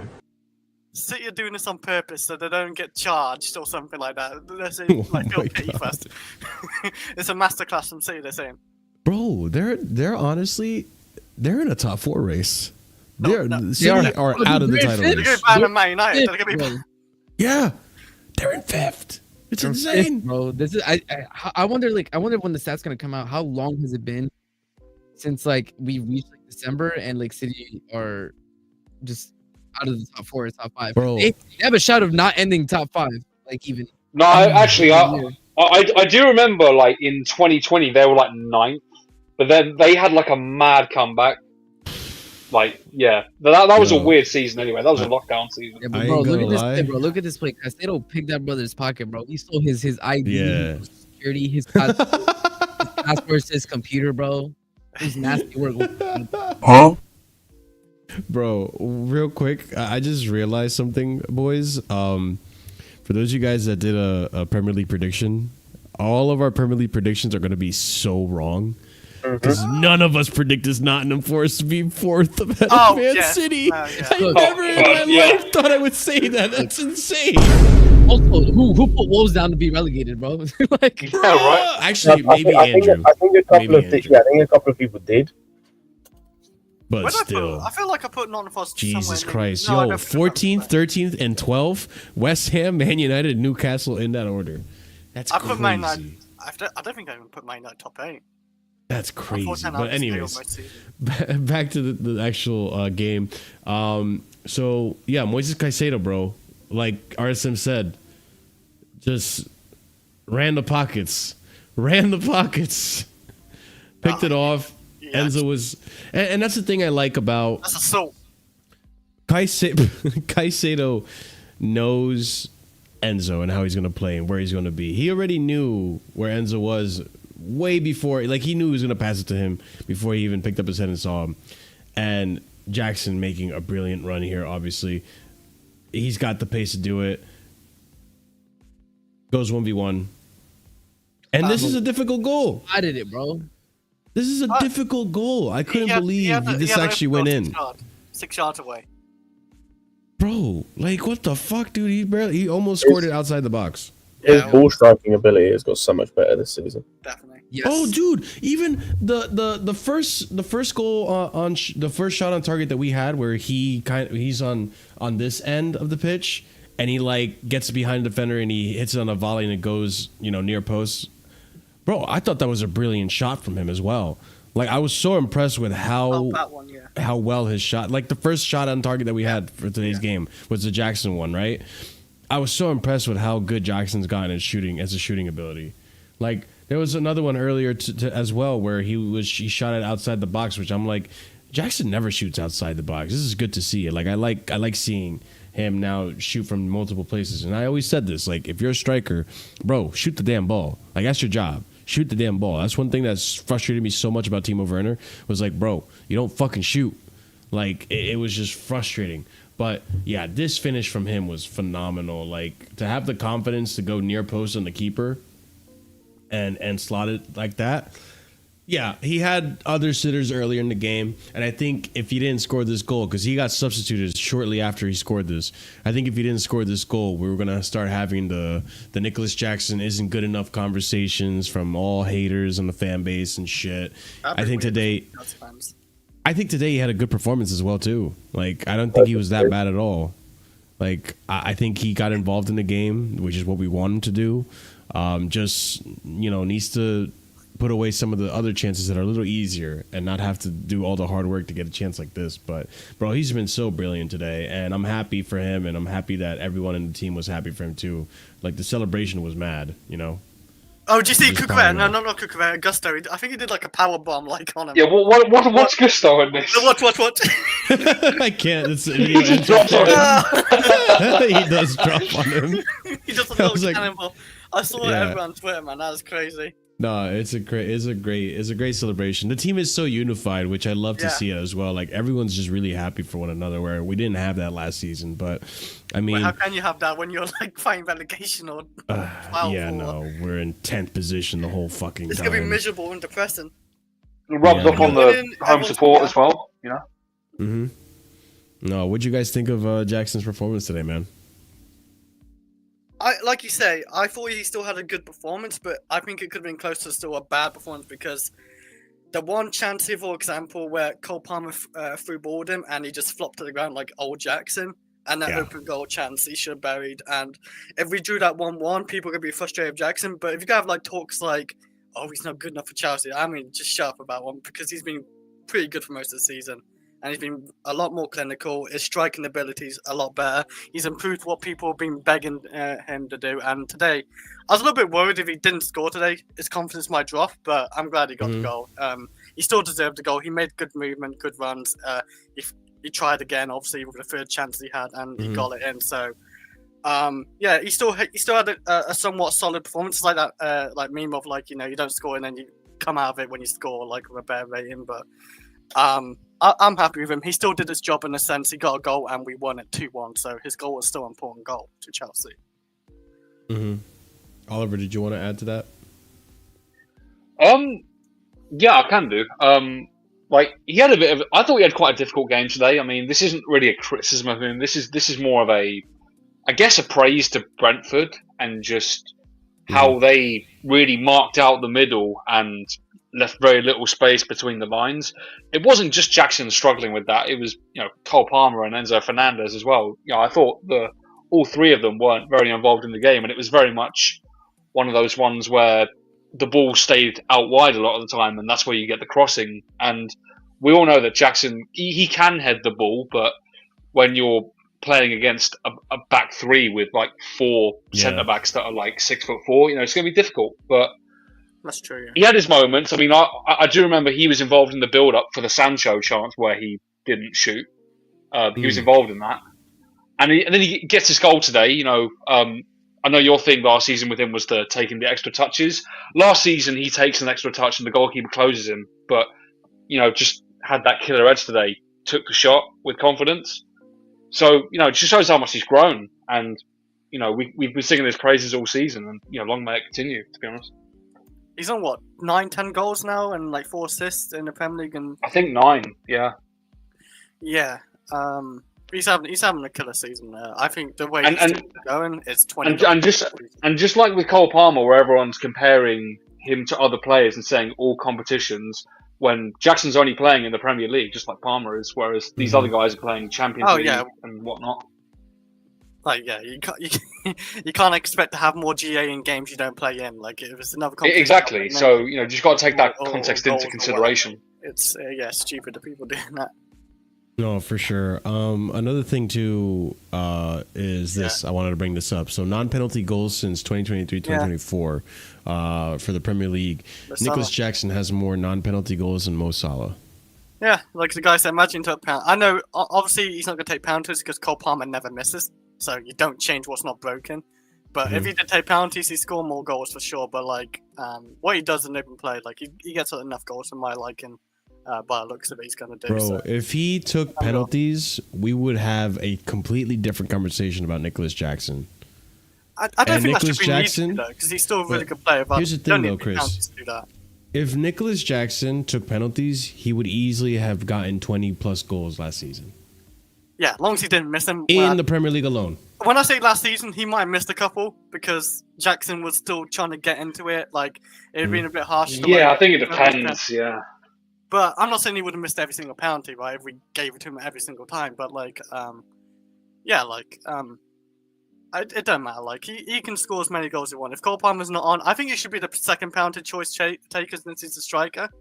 I can't think of another guy really to take it. I don't want Enzo taking it. I see him take penalties. I think Enzo Fernandez is the second penalty taker. He hasn't got the greatest penalty. I don't know if he is. I mean, have you ever seen Jackson take a penalty? He's only taken... Because how many penalties Enzo... 2? Enzo's only taken 1 and he missed it, but it's just 1. No, he's taken 2. I thought he's just taken 2 because he scored 1. Oh. Okay, I know he scored. Oh no, maybe yeah. I'll look into it. But I just wanted to give it see what Jackson can do as well because like you said, if you give him more goals, it gives him more confidence. Maybe it makes him look better. I guess so. In that sense, I guess. But obviously, I'm not taking Cole Palmer penalties. He's too good at penalties. No, of course. What? He's 13-13 in the Premier League with penalties. Like he hasn't missed a single penalty for Chelsea. Yeah. Yeah, I mean, you're right. Like he would hit 20. Yeah, there was a statistic out there. I just can't remember what it was. I think, and that's gonna be really he's the record holder for scoring all of his penalties. He scored the most out of anyone that's never missed. Yeah, he's broke the record now. Yeah, it's insane. So let it continue on because we want to set an all-time high. Here at Chelsea, we like to set impossible records. If Cole Palmer misses 2 or 3 in a row, then short-change it up for a little bit. Things like 15 goals conceded in a season, which Arsenal fans told me they were going to break this season. But yeah, how's that going? How's that going for you, Arsenal fans? Yeah, that's what I thought. Yep. I'm really happy for him. I even said start of the season where I think you saw Marshall, where obviously McCall and everyone's saying get Oshman, this guy's not a real striker. This season for him is like make or break and show everyone like you're wrong, and he's doing it. So fair play to Jackson. Never had obviously anything bad against him. I think he's a great player on the ball ability, link up's great, and all he needs is finishing, and he's doing it this season. So there's no reason to actually look at another striker in this squad. We've got other positions to look at. And you know what annoys me? You know what actually annoys me? Because this was brought up to me after the last game where he didn't score, right? The moment he didn't score, there was multiple people in this chat and in social media just outing Nicholas Jackson, saying this is why. No, I mean after the last game. This is why we need out and out striker that can score week in, week out. John Obi Mikel again, bro. Man comes out and is like, yeah, like you know, if you get Osimhen, he could score, you know, for the you Osimhen week love in, is week out. something different, isn't it? Yeah, like Victor Victor Gilgo, who I my like striker Osimhen. is Nicholas Jackson. I like that's Osimhen, my there's no striker, need, Nicholas there's no need. Jackson. That's my striker, bro. So big up to him. And listen, proving all the doubters wrong, man. Because even Osimhen, if you look at his season in Turkey right now, actually, let me look this up real quick. Victor. By the way, just while you're doing that, did anyone? Yes, I was gonna say. Just while you're doing that, Marshall, did anyone clock the? He got a song now. They remixed the Timo Werner song. Yes, they did. Really? They just Yeah, it changed was on Twitter. Yeah, you know the just can't get enough remix. Yeah, they did that for Jackson now. Yeah. I'm happy he's getting a chant from the fans. Let me see. I will say though, Werner caught a stray in that song because he joined Spurs. He did. He did. Yeah. I think the fan base still like him though because he never really. No. They actually like. Yeah, they don't like. I can't remember what they said something rude to him in that song. Really? Yeah. Yeah. Oh damn! They turned it back.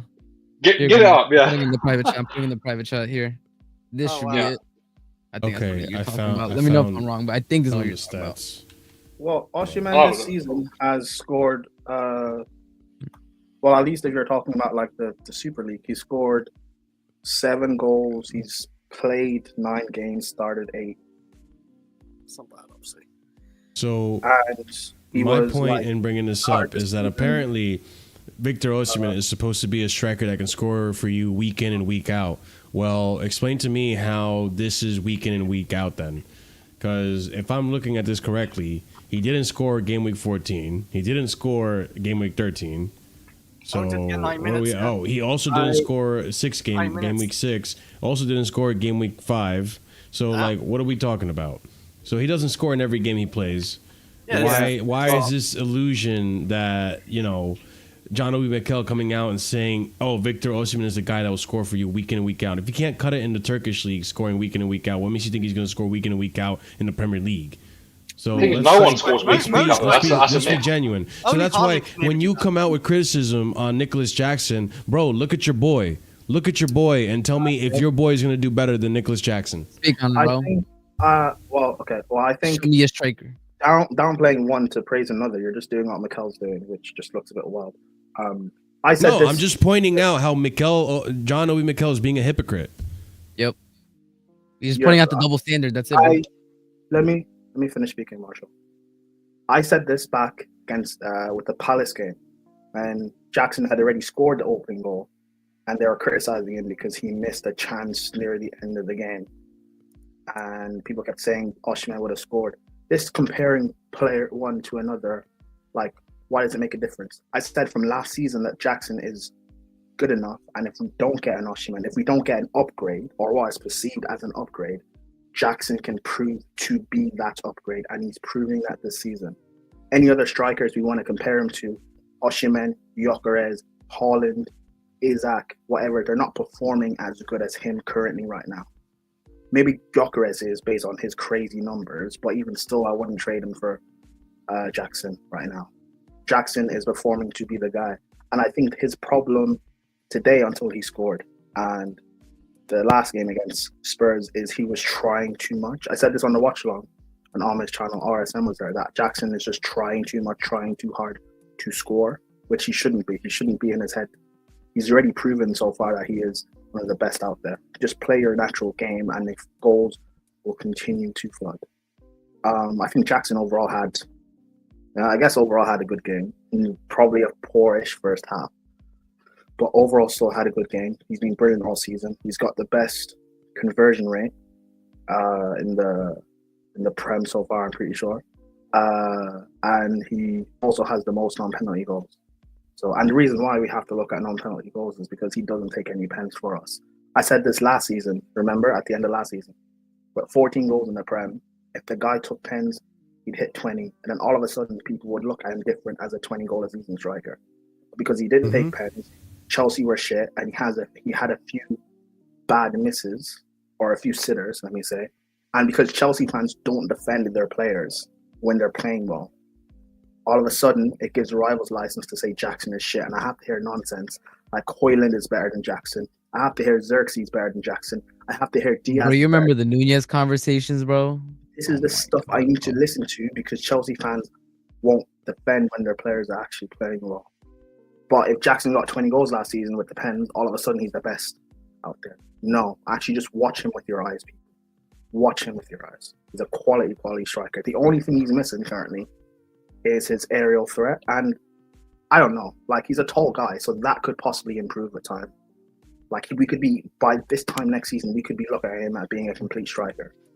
Even his aerial threat's not that bad because I feel like that's just what's the term you use for people when they just say talking points but they don't actually know what they just repeat what they say. Well, people repeat buzzwords. Yeah, that's like a buzzword. That his heading ability is bad. Like it's a buzzword. Like, bro, that's not true. Like he's not like obviously he's not gonna be like, you know, Osimhen's level of heading is good, right? Like he's a good header of the ball. But Jackson is not that level. Doesn't mean he's bad. He's just okay, and he's going to improve on it. Even today, he had a good header. I think Jackson's level is good. Osimhen's is like freakish in terms of the percentile he is. But then again, that's just based on the profile of striker Osimhen is. Osimhen is more of a physical presence. Osimhen, as much as I love the guy, he can't do what Jackson does. He's not going to be able to drop. He's not going to be able to pull out wide. Definitely. I feel like I need to remind people like Jackson, like the thing is you develop Jackson's heading ability is good. The issue is like, does he get on the end of headers enough? No. Why? Because when you're an in the box striker, you develop that through years of being in the box. You can kind of smell where the cross is going and it's instinctive. Bro, Jackson was a winger, bro. Like this is his second full season as a striker. He's still very young. He's gonna have time, and I'm sure that they're working with him to be able to, you know, get the ability to start smelling these crosses, seeing where it's gonna be to try to beat the defender. Like I'm not writing away his ability. People say it as if he's never gonna be able to improve on it. Like we're just gonna have to live with the fact that he's not. Like, but that's not the case. So I get a promise. Sample size. We need I said this earlier in the season. We need a bigger sample size to see if he's actually bad in the air. I think he's good based on what we've seen from him this season. The goal he scored a header against Everton, I think, last season. He scored a few headers with us to show that he's decent, at least in the air. Like Arsene said, the physical side, like that will develop with strikers in time. Like that's not a massive problem. And also with his play style, because he's not a Drogba, he's not an Osimhen, he's not a Andy Carroll. He's not that type of player. But you can back in, that'll be fine. That will improve. And also, if we get a different striker that has that profile, we don't need Jackson to become a physical presence. So it's with both. But yeah, I'm so happy with Jackson. Bro. I'm so happy we didn't make the mistake just to, at least for me, just to write him off, because I did when we first signed him. But I saw early the signs with this guy, bro. I saw early the signs. I'm so happy I have Jackson sauce. Nicholas Jackson. Striker, my striker. I'll just say one more thing on the Jackson aerial ability thing. I think this isn't just him. This is with a lot of the squad. I think a lot of people conflate aerial ability and even like organisation on set pieces. They often conflate that with like, we don't have consistent set piece delivery into the box. Like just as an example, I think one of the first corners we took in the game, I don't know if anyone remembers, Enzo hit the side netting. Yeah. We need to get way more consistent with delivering the ball into the box from corners and free kicks. The ball's just not going to reach them. How can they even do anything?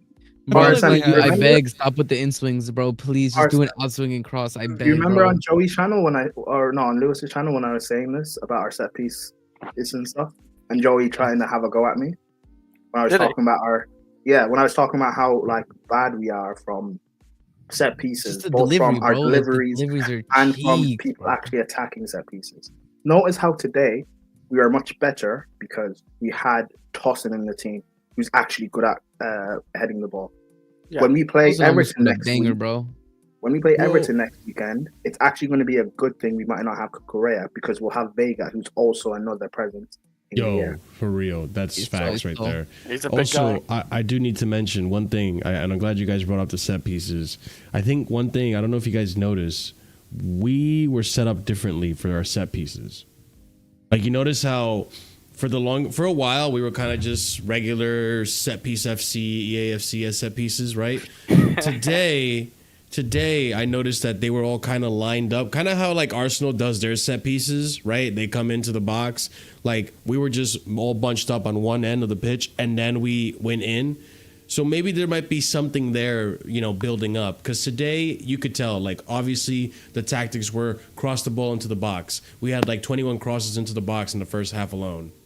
So, like, the tactic today was definitely to cross into the box. But even our set pieces, like the corners, the way we were set up, Bernardo Cueva, I think, is our set piece coach. I think he's finally cooking up something with set pieces that hopefully we'll start seeing more results, because if we can add set pieces to our arsenal, no pun intended on that, if we can add set pieces to our repertoire, then I think that'd be awesome for us, because we usually attack a lot and we do win a lot of corners. It's kind of annoying that we don't have anyone that can really take advantage of corners. I think if I had to really think about it, if you look at this whole season so far, I think we've only scored 3 corners or 4 corners. That's it. And Marshall, where have those corners been scored? Majority of them in the conference. One of them, yes. the only one I really remember is there was one in the Prem. I think it was Wolves, Nico Jackson back post header. Mm-hmm. Oh, Jackson, who's bad in the air, by the way. Thanks. Mm-hmm. That's what I mean. Like even today, like he had a cross. I don't think it was a corner, but it was a cross that came from the right hand side. I think it was Nani or Malo Gusto that crossed it to him, and he flicks it, and it just like if he had scored that, Cucurella was on the back post, but he had scored that. Oh my God, that would have been a brilliant header. The fact that he even got close is impressive to me. Now, I'm not saying we shouldn't go and get another striker. Obviously, we should, because if he were to get injured, I would love to have a backup. But I think also for the sake of competition, because I feel like that competition is going to elevate his game even more. Right now, I feel like Nicholas Jackson is literally like shadow boxing with himself in terms of competition. Like this guy is like competing with himself. He beats himself up so much when he doesn't have a good performance. Like if he had came off the bench, if he had came off the today's game when he did and hadn't scored, I think we would have seen Jackson like against Spurs, where he was like hunched over, almost crying about the fact that he didn't score. Like, bro, this guy cares about being the best, and he's really, really pushing himself. I think when you have someone there, a physical presence there to also push you, it's only going to push him even more. Like, this guy's doing so well. I got the song here. I'm going to share this song real quick.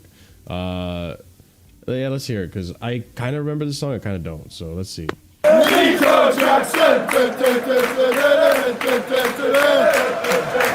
Nico Jackson! When I see Nico, I go on my head. I just can't get enough. Scoring hard and scoring in the shed.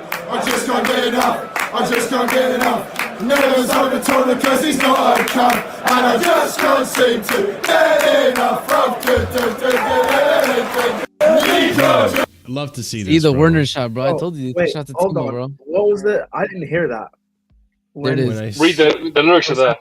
The second to last one is a shot at. I hear it. Never signed a Tottenham because he's not a cunt. I heard that too, and I was just like, wait, what? He's a cunt? You know what? I think that shot should be sent at Mount or Havertz. Bro, Mount has a song though. What shot needs to be sent at Mount, bro? That brother's not even on the pitch. He gets on the pitch to breathe and gets injured, bro. Like sometimes. Oh my God, yeah. He got injured again today, didn't he? Yeah, he got injured in like nobody touched him, and he like it got was like injured. 10 minutes. You got injured in 10 minutes. He's cooked. I don't know. Let's have it right. Fucking minerals, bruv. Feels a K a week, bro. Oh, he is so finished as a player. 300. I don't know. Like his body's absolutely. I don't feel we sold him bad at because the way he led on this like race, like he cares. Sorry. And then The reason why I don't feel bad is because this guy tried to hold us to ransom to give him the money. He'd be doing this. And he left, and then all the press stuff that came out after he left. I think he thought United was in better position to fight for major trophy. Bro, he could hold that. You're home, brother. Hold that. Yeah, he could hold that. Yeah.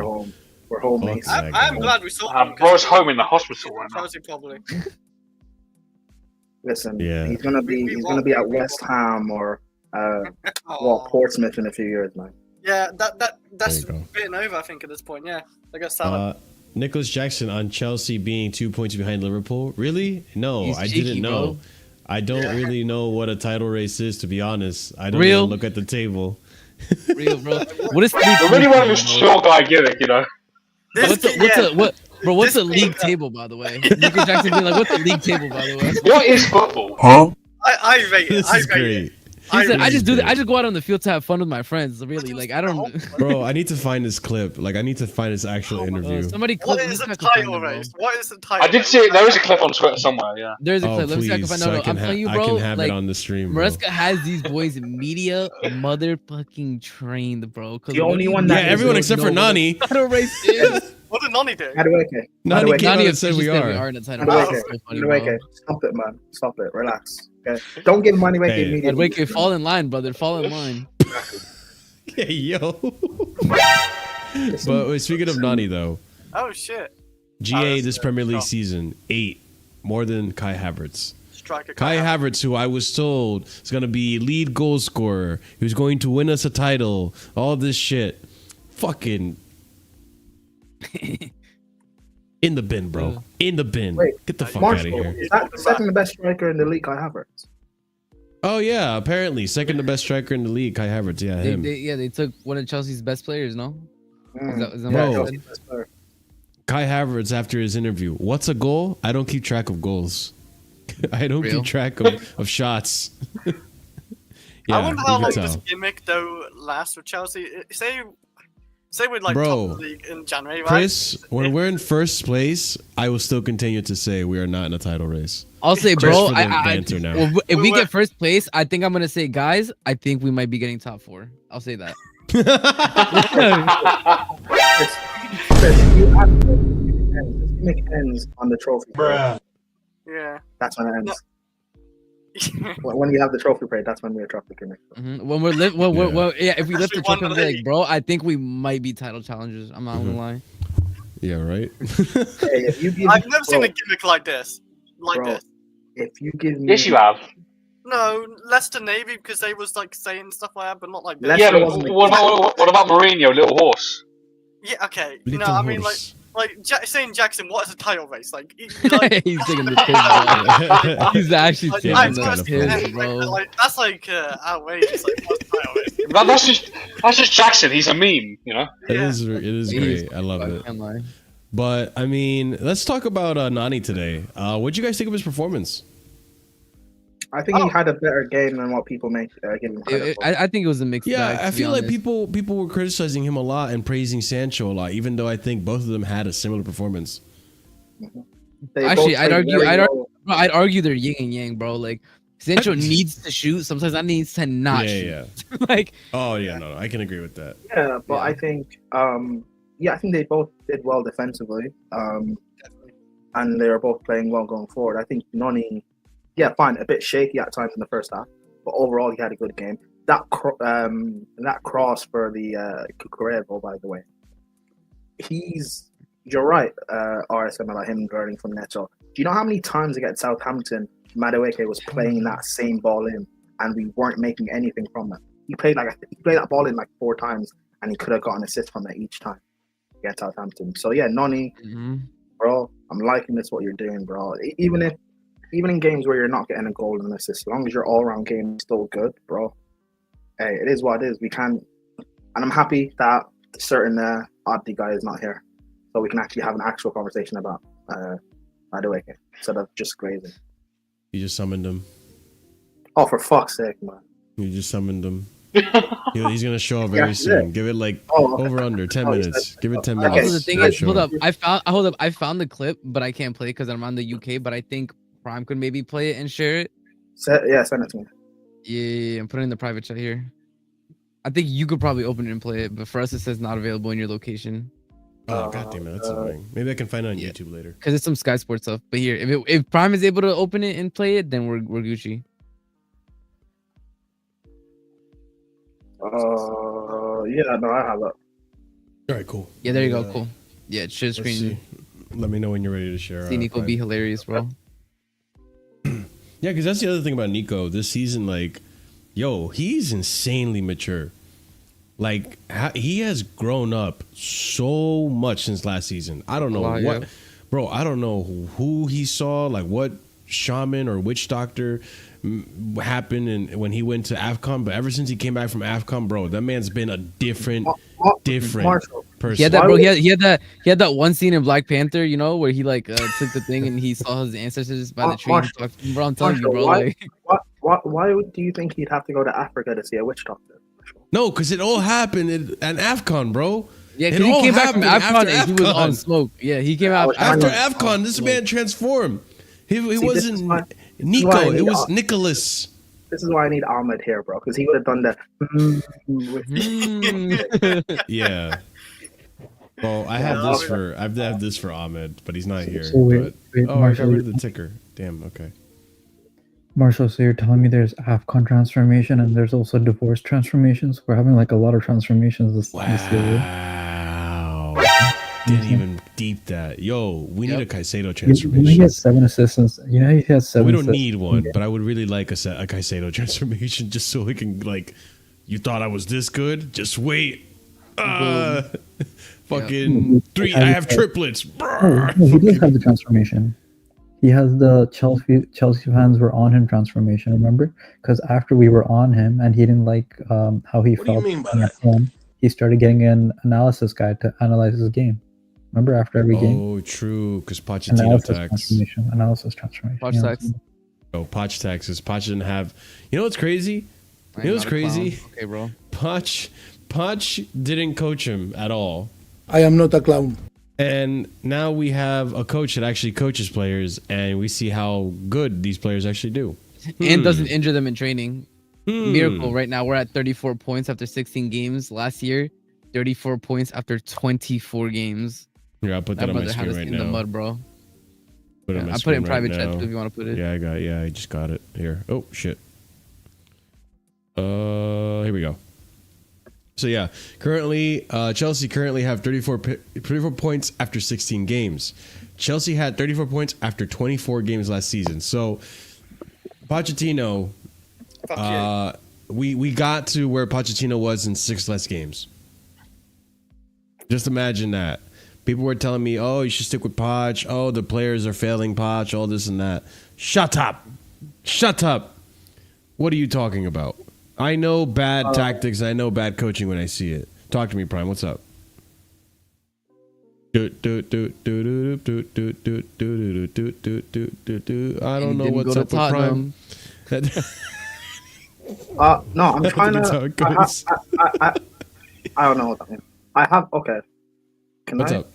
Yeah, I can share this. Yeah, cool. Share it. I can share it, but will the audio play? We'll find it out. Should if you share the audio from the tab as well. Yeah, if you're playing as a Chrome tab, it should. Yeah. Okay. I play it. Oh, okay, no. You have to share it differently. You didn't share a Chrome tab. You shared a window. You have to click share tab. Yeah. Oh. So when you go to present share screen, it's Chrome tab is one of them, and you'll see the name of the tab. Yep. That has the Nicholas Jackson one in it. Mm-hmm. But yeah, this is a good stat here. Chelsea, 34 points now. Road to 40 points is still very much alive, guys. You never know. We got to be careful. We can't be too carried away. A lot of ups and downs. We're billion-pound bottle jobs afterwards, you know. After all, you know. Yeah, Chelsea are undefeated in the last 10 games as well. This is another good stat that I saw here. Yeah, I've seen a few of them, man. It's getting too much. This is a stupid Gronk AI. Like, what do you want? Like, image and Maresca, we're not in a title race? Can you guys? What about now? No, you put like Enzo Maresca outside Chelsea Stadium with fans holding a piece of paper saying we are not in title race. We have to write like very detailed and okay. Interesting. Yeah, you can have as much detail as you want. It'll try. All right, go ahead, Prime. No, really, me, I don't even know they're 2 points ahead. I'm just trying to win every game and try to focus on the next one. And look at the table. I don't even know what is title race, to be honest. You really don't know? Real, bro. What is a title race, bro? Amazing. Just game by game and try to win as promotion. This is amazing. Nah, that's great. No, really, me, clipped, and I'm using this on stream now. That's amazing. This audio. I don't even know what the title's really it. Oh man, no, that's good. Marshall, you should be. It should be on Sky Sports. Yeah, So I'll find Sky it Sports later. YouTube channel. Yeah. Yeah, I'll The find thing it is, later I on don't- the YouTube. Yeah. Like I'll find it They on the post- YouTube. They post when the stuff later for us, unfortunately. Yeah, exactly. Twitter will. And if anything, VPN text. Yeah, exactly. I don't have a VPN, so Twitter will not allow me to see it. They'll take it down, but we'll be able to see it later on YouTube. Also, another player. So yeah, Nani and Jadon Sancho. I think today they were as effective as they could be. Really, I think Nani had the crossing ability more on lock, and he was trying to, we're playing a low block, so it's really hard to see our wingers really flourish when they're playing a low block. In general, I mean, even with the low block, we still created a good amount of chances. We were crossing it into the box a lot. We were putting a lot of pressure onto them, onto the goalkeeper. I think Jadon and Nani did just fine. And I think today specifically, Nani had a brilliant cross for CUCURELLA.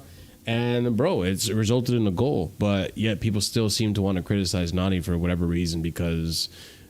I honestly don't get it anymore. Like earlier in the season, I probably understood it a little bit because of the decision making, but today, I don't think his decision making was an issue, unless you guys see it differently. But I don't think it was an issue at all today.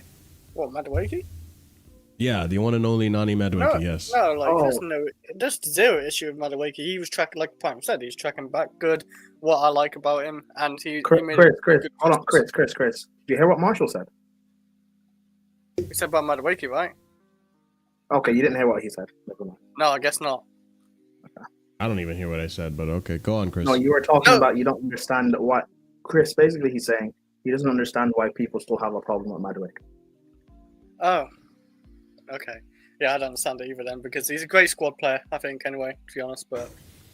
Yeah, I think he's a great squad player. Like he can start games as well, and he can obviously be on the bench and come on. The reason why people still have a problem with Madueke is because people don't want to admit that they were wrong about him. Yeah. People wrote him off completely. Yeah, I could see that. And even me, that I've had my criticisms of Madueke, I've never denied that the guy had talent. He just needed better decision making, and he's slowly starting to unlock it. I think people also need to realize that last season did so much damage on our players. We should be a lot better than we are right now. We should be actual, like, we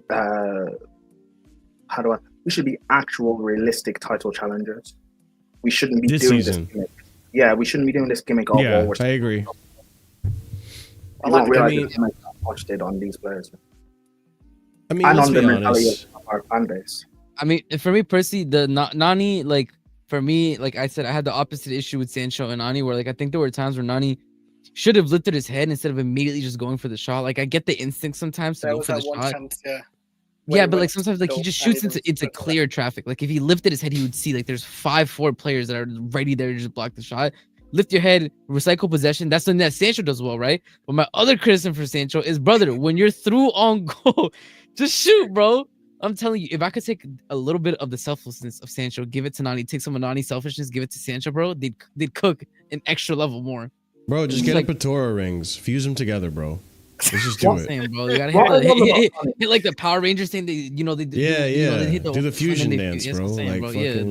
What I like about Nani, which is why I've never agreed with the whole he's selfish thing. What I like about Nani is like he will actually step up and take responsibility. He doesn't hide in games. Sure. We saw it a lot last season. To be fair, it's very difficult to hide in Maresca's system if you're a winger, bro. That ball's getting to you one way or another.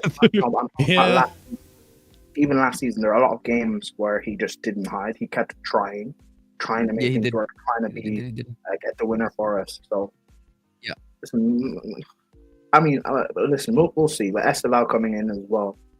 I'm gonna be real with a lot of people. Even with Esteval coming in, I'm gonna be real. I don't think that we saw Nani, bro. No, I know. That's what I was gonna say. Maybe with Esteval coming in, who knows? Maybe we have 5 wingers in our squad next year, and we just go with that. Who actually knows what's gonna happen? Which is fine, bro.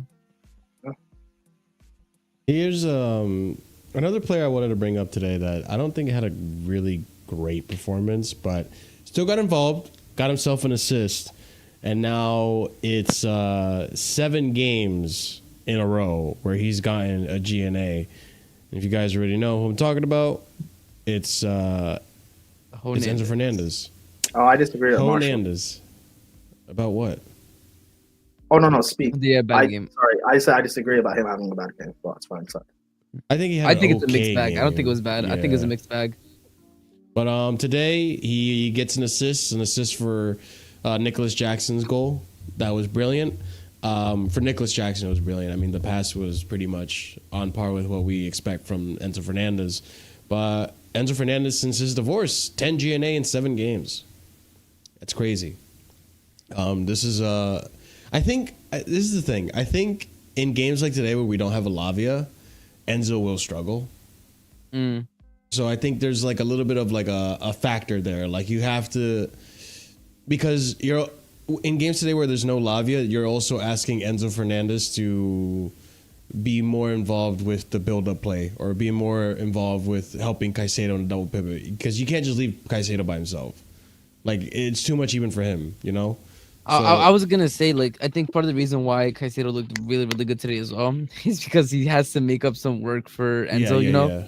And I think for me personally, if I had to give a grade, I think offensively Enzo was like an A-, strong B+. But I think defensively he was like a B-, C+ at times. Like he was like, like for the sometimes when they were through, like I think the one chance where they were offside or the one that Sanchez saved where he went out of the box, like Enzo could have closed him down, but he just started running too late. Like he just kind of jogged towards him, and by the time he realized he was gonna get by him, then he started running. I'm like, brother, can you run? Like you could have gotten to him, and stuff like that frustrates me. And you could tell, by the way, very clearly, like their game plan was target Enzo and you can bully him off the ball, and that worked in the first half. He got a lot better in the second half with that, but you can see he's bullied off the ball and he's looking for a foul. But brother, you just got bodied off the ball. It is what it is. And I think that's where it's like it's the two sides of the coin. Like I think offensively he's really, really good, but defensively we see a bit like he's better than he was last year, but there's still that deficiency. Especially I think it's not gonna happen every game, but it's very highlighted in this Brentford game where how there's so many fouls. It was a very physical game, and his weaknesses were highlighted a bit. But I think he still overall had a decent game. I wouldn't say it was a bad game. I just thought it was a decent game. Yeah. That ball as well, like he pinged to Sancho, like he's good at like doing that, just pinging to the wingers or whatever. Like that's what he's good for. It's just And I gotta say, hold up, and this is something I have to say real quick before I forget. Enzo Caicedo pivot was working very well offensively today too. Like even when you look when Caicedo stole the ball, it's almost like you can tell Enzo knew as soon as Caicedo went for that, like ran towards the Brentford player, he knew he's gonna pick his pocket. So Enzo immediately took a wider position near the middle of the field, and Caicedo immediately passed it to him. Like if you look at it, Caicedo passed it like this, he knew Enzo was gonna be there. And that's what we wanted from them all last year. Can you be together so that it's a quick 1-2 and we're out there, you know, ready to attack? And that's exactly what happened. And I gotta give him props. Like Enzo is also learning. He's playing a lot better with Caicedo, and that's something that we were literally crying for last year. Like, what is going on? So I gotta give him that too. No, 100%. What were you gonna say, Chris? No, it's like I said before as well. Especially if like you said, it worked today. The pivot, like it's the low blocks, like today, where they just purely sit back, even though when they went 1-0 down, I felt like they were still defensively, like, not really pushing. It really works for most sense. It's just as long as you don't get counted. Yeah, like, the pivot does work, but, like, it's quite hard to fit all three all the time. I don't know if that's just going to be possible, because I really rate Lavia, but is Lavia injured today, or is he virus? He's injured. He's recovering from an injury. He's going to be back for next game. Yeah, that's the one thing what's going to hold Lavia a little bit back. Sometimes it's just going to get knocked. So hopefully it's never going to be too serious. But yeah, I quite like them to pivot. I think they're really good because Caicedo, he can just run everywhere and tackle as well. Like a bit like what CUCURELLA did today as well. But yeah, he was just unreal to help. Without Caicedo, Enzo doesn't do us nowhere near as well, of course, as well. So them two really like help each other out as a midfield partnership. No, and hopefully we'll see how Maresca sets us up when Lavia is back. Wow, I completely blanked on his name for a minute there. When Lavia gets back into the lineup, we'll see how he sets us up, if he's still going to do the whole Caicedo right back thing, because there was even what game was it where he didn't do that and he had the option to. He tried. No, well, actually, he took off Lavia for injury. That's why. Never mind. So we'll see. We'll see how he actually approaches this going forward. Prime, did you want to add something to that? Yeah, I disagree that he had a bad game in the. Oh, never mind. Sorry. Yeah, I disagree that he had a bad game. I think in the first half, yeah, I think he was getting picked on a bit defensively, but the fact of he still didn't shy away from it. He still kept trying. He still kept fighting, and he was much better defensively in the second half. So I give him like actual credit for that. So yeah, I don't agree with the whole he had a bad game. I think he had a good game, a very good game overall. And I knew the game would be difficult for him, considering he didn't have.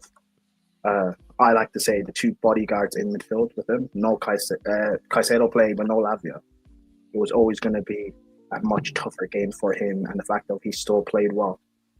I give him the credit, and maybe he is. He even got stuck in sometimes. I think there was one time I remember, on the right hand side, maybe in the second half, he got stuck in, won the ball back, and we were off to attack it again. I'm like, okay, Enzo, this is what I want to see. The fact that he was targeted, and yet he still wasn't a weakness in the team.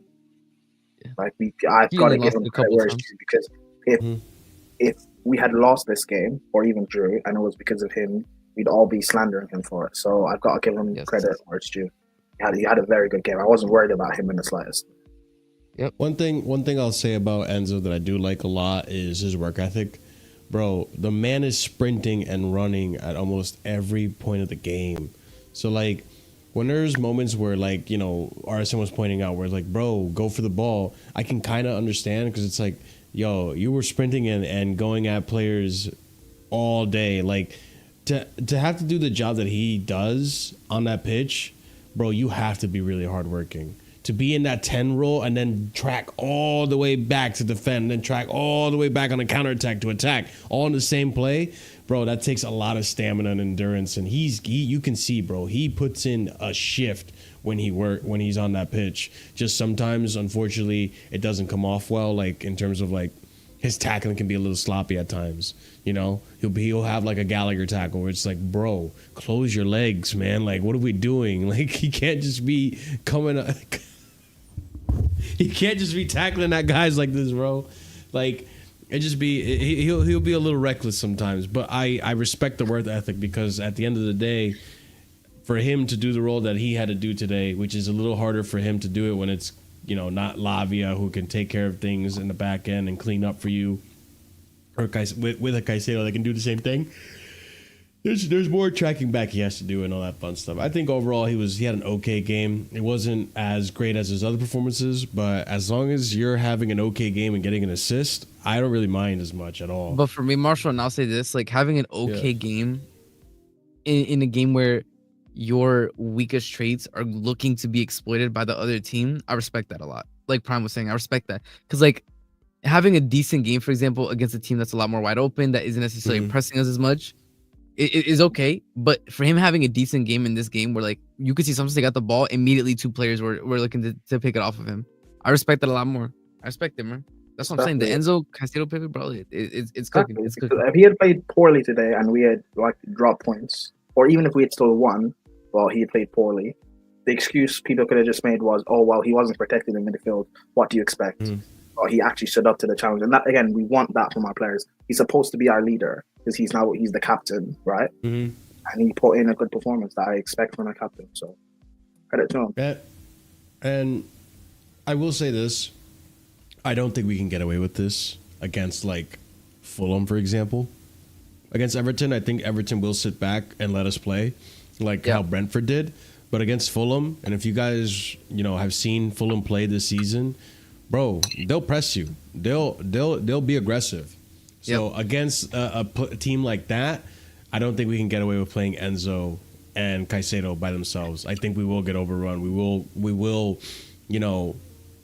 will make our defense susceptible to chances, and we will expose them. And again, it's more of a problem when we don't have Fofana. As much as we want to criticize Fofana, that brother has the recovery pace to get back if we are stuck in a difficult position. That's what my worry for this game, not having Fofana for the recovery pace. And I mean, we saw it happen. Like no offense, like Fofana's not going to ground there. He's just getting there with his pace. Yeah. I was hearing what you guys said earlier before I came on. That goal from Mbuemo. I understand what Tosin was trying to do. To be fair, he was trying to just win the ball quickly. But if we had Fofana, just that recovery pace alone wins it. Like remember against Man United, with that chance they had over the top and Fofana just won the ball.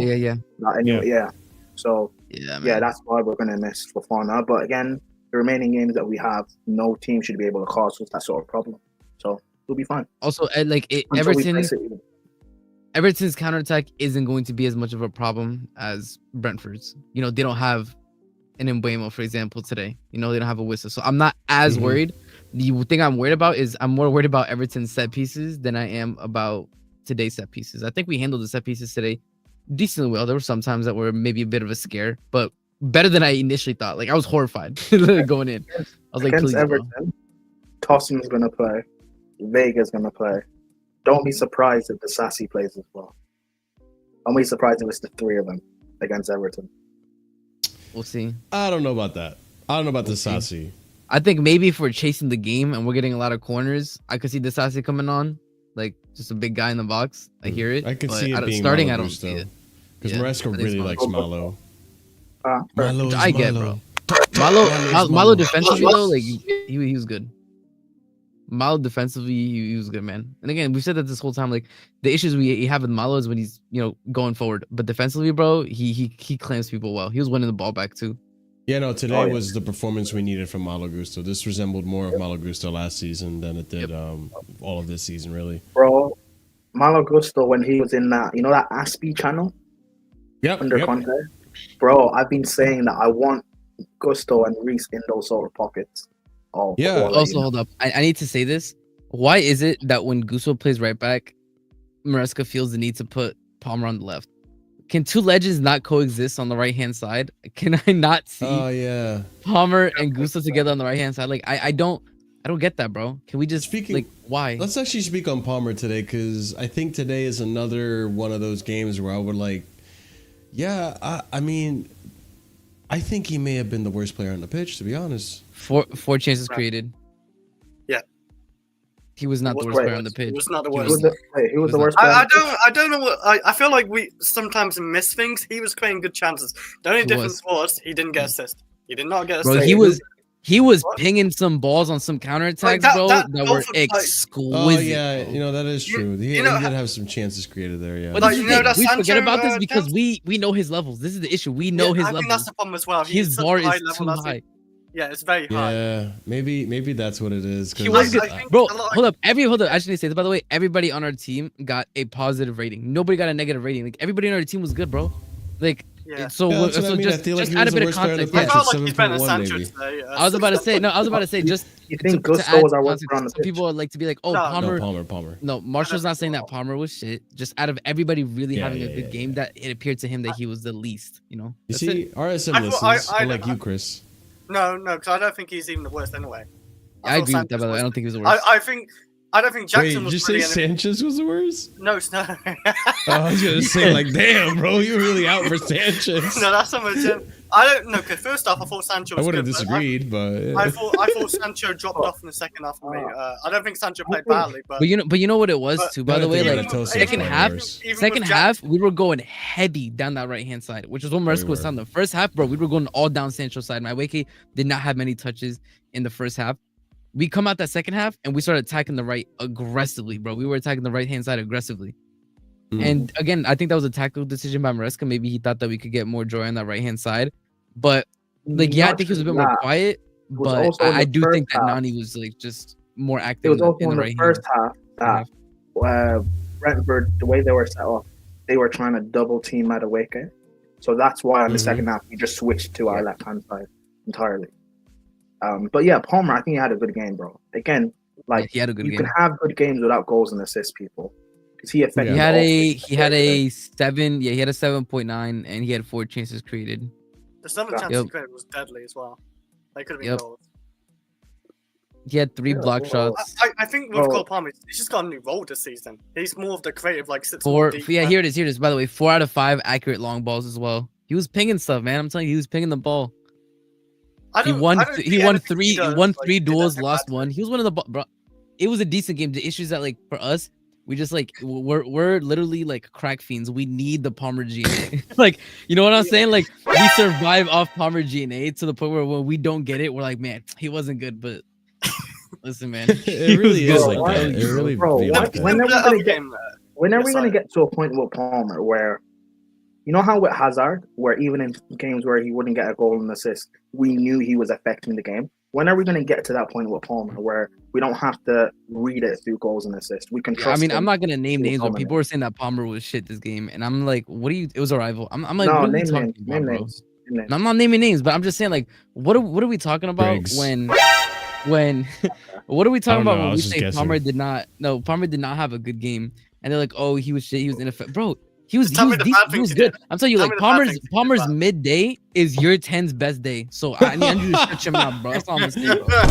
Let's be That's all I'm honest. gonna Let's say. be honest, man. Palmer today had a bad game. Like, let's be keep it real. Yes. Let's Why? just keep it Tell real. me why you had a bad game. Bro, tell me you're serious when you I have a wanna hear smile. it. I actually think, you know, I don't really like this left hand role for him. You know, Bro, particularly but the even first then half. he didn't have a Listen, bad game. Like, to say it a bad game is when nasty word, bro. Well, not really, because I think a bad game, I would. What did you do bad? Oh, you're being serious. No. What I mean by that, is I think for me, a bad game is obviously different from, like, you know, an average guy's bad day.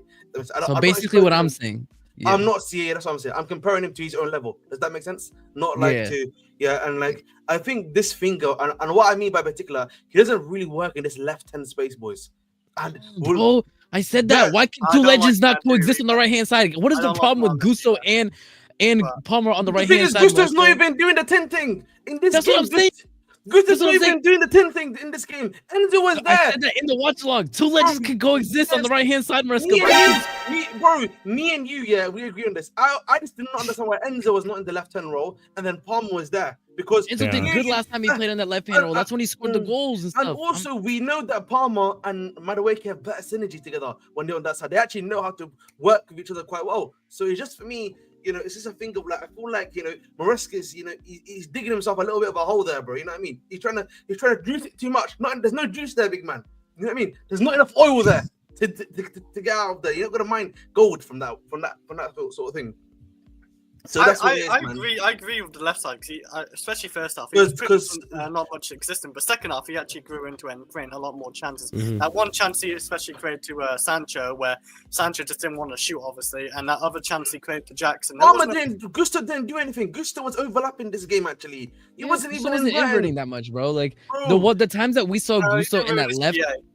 The thing is, the time we saw Gusto in, like, in the right half space is because we had just stretched Brentford's defense to the point where, like, he was just alone there, and it wasn't really like he was, you know, bombing forward and inverting into that role. I don't really like this thing that I've been seeing recently about, oh, Gusto's doing this, doing that. Guys, we need Gusto as a player to evolve. You know what I mean? This is something, I know Marshall disagrees with me slightly on. Whenever I've seen him even just talk about whenever he plays the 10 role, we need him to do that now, because I'm sorry to tell you, Marshall, there's another guy that plays right back that technically is meant to be doing that job for us, but can never be fit. So the guy that we have there now, who is just as good as him, in my personal opinion, and can reach his level, needs to also learn how to play that position too.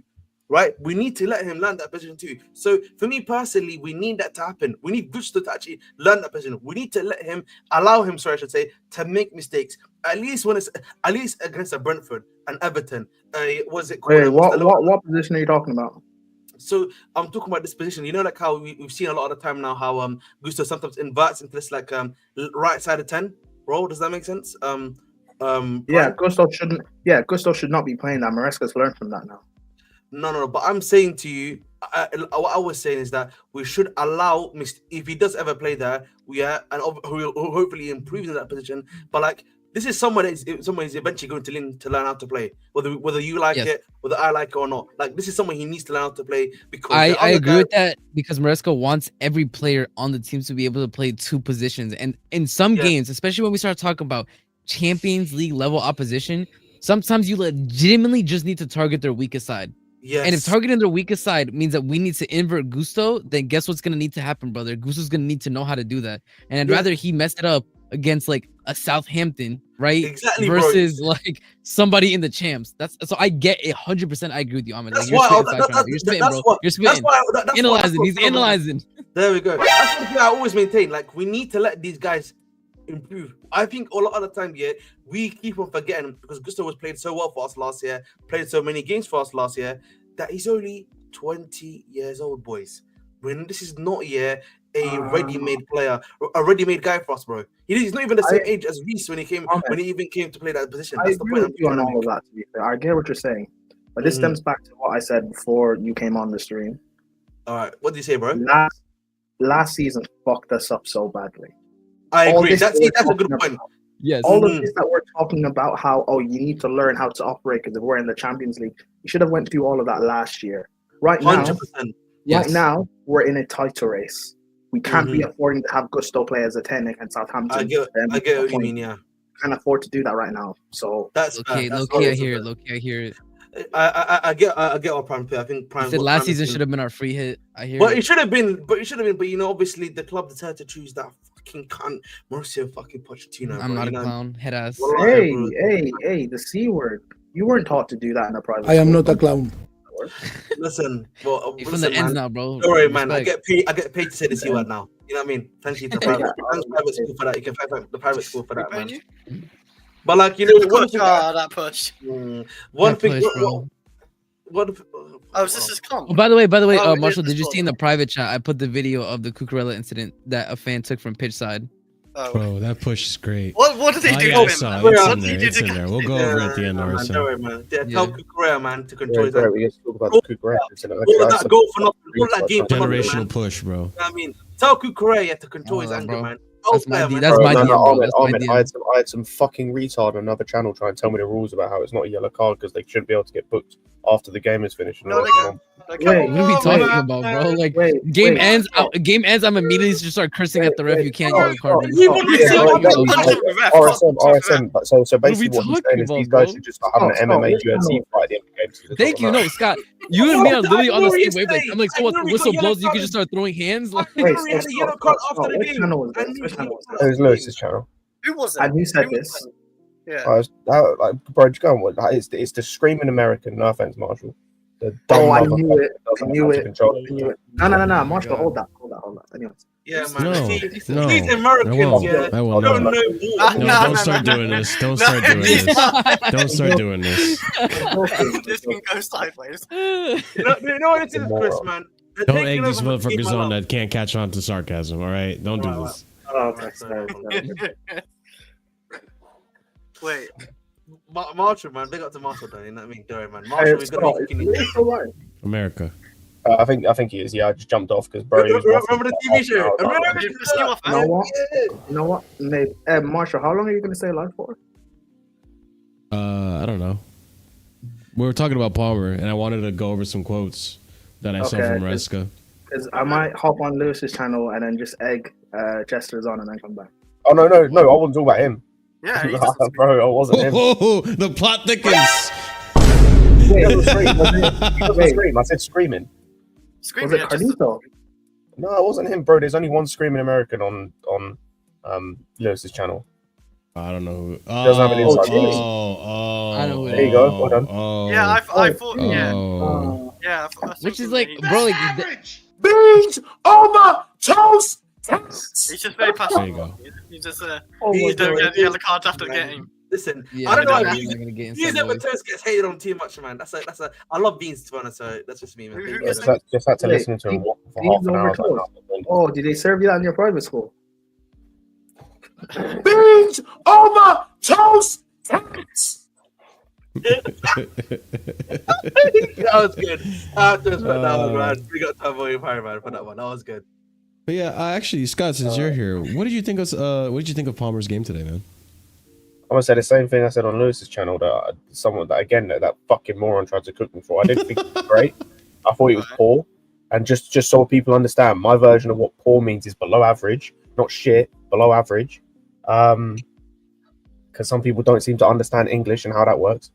Yeah, I thought he was poor just in a sense of like, I don't think he did much wrong, but it's more just like the expectation of Palmer. Yeah, like that's the thing. It's like, I'm not comparing them as players, right? But like it's when Hazard would have a bad game, right? That's not to say he had an awful game, but it's bad in the comparison of like what we expect, right? It's like with Caicedo, for example. I thought Caicedo today, as a comparison, like 10-15 minutes, first 10-15 minutes wasn't great. That's not to say he was bad. It's just like the level that he's performing at is best midfielder in the world, right? So if he is performing at like a 6 out of 10, that's bad by his standards. It's the same with Palmer. Yeah. I want to say he was like a 4 or 5 out of 10. Like he could have had a couple of assists which aren't his fault. It's more the finishing. Yeah, that's true. But it's more just a case of like the expectations that he puts on himself by the way he performs mean that I just expect better from him. It's the same with like, we've had this conversation before about Nkunku. It's just like with the expectation of what you are as a player, I expect you to be the best player on the pitch. When you're not, to me, that just means you didn't have a great game. Like, I mean, to be fair, it's a good problem to have, right? When you have yeah, exactly. I was getting again, that fucking moron who barely can string like 5 words together was trying to cook me for this and trying to go at me because, like, I'm saying it's like it's fine that Palmer had a below average game and we still won. Yes. That's the sign of champions. You know what I always say, Scott? Yeah, like I feel like this season, I think more than this season, one thing I'm really happy about more than ever is that I feel like we're very much less reliant on actually Palmer in terms of creation, the way we play. I'm really happy about that, bro, because like this, and it's the same issue I always have whenever I sometimes go in these panels and like, oh, why is Palmer not doing it? I'm like, bro, I don't really need to. I need my other. Listen, why have we bought Sancho then? There's no point of having Sancho, Jackson, all these other guys if we are just gonna rely on one guy. Like Tosin have the best example of what happens when you just rely on one guy. Not last season, 18-19 Hazard. You know, the last season he was there for us, bro. It was just Hazard and the same. Okay, Chris. You know what, Chris, man? He had a hell of a season. You know what I mean? It was that way in attack. In terms of the whole team, I disagree. Yeah, certainly attack. It was a case of like, no, JC, that's fair. He was, bro. He's definitely on some medication or something. What was that? Oh yeah, no, I think it's the case. I agree with like Palmer this season, for example. I think me and Andrew have spoken about this. Palmer this season, I don't think has been as good as last season. 100%. It hasn't mattered because last season was almost like irreplicable. Like you can't that's almost impossible to replicate. Unless you're Messi or Ronaldo, that's impossible to replicate. Exactly, bro. So he's always going to be slightly worse, but it hasn't mattered because he's still getting the goals and assists where he needs to. Like he's still got a good, what's it called? Like he's got a good return at this point in the season, and he's still having an impact on some games. And then there can be games like today when he doesn't have as much of an impact. Doesn't matter, and we don't have to rely on him every game, and we don't have to have the team go through him. So because the team's not going through him, he's obviously going to see less of the ball at times, so he's not going to have as much of an impact as he was last season. And that's why I kind of feel that. That's why I kind of feel that, like, listen, I don't want to make this an Nkunku conversation, but this kind of goes along the lines of where I feel like, unfortunately, Nkunku joined Chelsea at a weird time, and I feel like Nkunku, sort of fucked him. Well, that, but also, like, at the same time, like, I feel like for him to flourish in this system and why he's not getting picked over Jackson, part of the reason is the ability to play with others. I feel like Nkunku needs to have a team built around him, and this is a team built around making everyone work well and everyone be efficient. You know what I'm trying to say? Versus Nkunku being the one where everything needs to funnel through Nkunku. With us, our attack is versatile enough to where everything can funnel. Like, it can funnel through Palmer, it can funnel through Jackson, it can funnel through Nani or Jaden on one side. Sometimes, if need be, we can get Enzo and have it funnel through Enzo. Like, there's versatility in the ways and how we're going to win in games, and it's spread across the team versus one player. You know what I do really? I am starting to take a point with Maresca is that I think he needs to realize when Palmer's not playing well now, because it's been a few games now, you got to put him on the bench, bro, respectfully. And I mean that, like, that's one thing, I just look at him and I'm like, I get he's a star player, but at some point you also need to realize if he's not playing well for you, it's been quite a few games in a row now, bench him for a bit. I'm not even saying don't start him. I'm just saying bench him and bring on that guy a lot more earlier. Bring him up for a guy do your job for a lot earlier. Even in today's game, though, like, realistically, the only person that would have came on would have been Nkunku. Yeah, because and that's what I'm saying. Available. But that's the point. I don't know who that is. Who's that? Yeah, that's Is that you, Marshall? Are you tickling your? Like, oh, my bad. Yeah, there we go. But like, but like the point I'm just trying to make, Marshall, is. No, I'm gonna jump off. Sorry. What do you mean? See you later. See you later, Prime. All right, bye, Chris. Man, peace. See you later, Prime. Chris, man. Yeah. Don't shag. Listen, I know you're here to do a late night shag. Good luck, man. Enjoy. Enjoy. Okay. Huh? It's true, bro. He knows. Enjoy He knows is something. crazy work. No, but like the point I'm trying to make, Marshall, is just more so that one of my things is that listen, this game, for example, if you put off Palmer for the Nkunku, I don't think that would have been much of an issue. Do you think that would have been an issue? Unfortunately, I just can't trust Nkunku. That's the thing. Like, it's I disagree, bro. I just feel don't know you have what's to going put on with Nkunku. You have to put faith in the player, bro. We can't just say off the bat we can't trust you, bro. You have to give but this like guy, even in games like today, bro, we can't take risks. We really can't. But you have to, bro. This guy's not like a young lad that we're trying to take a risk on.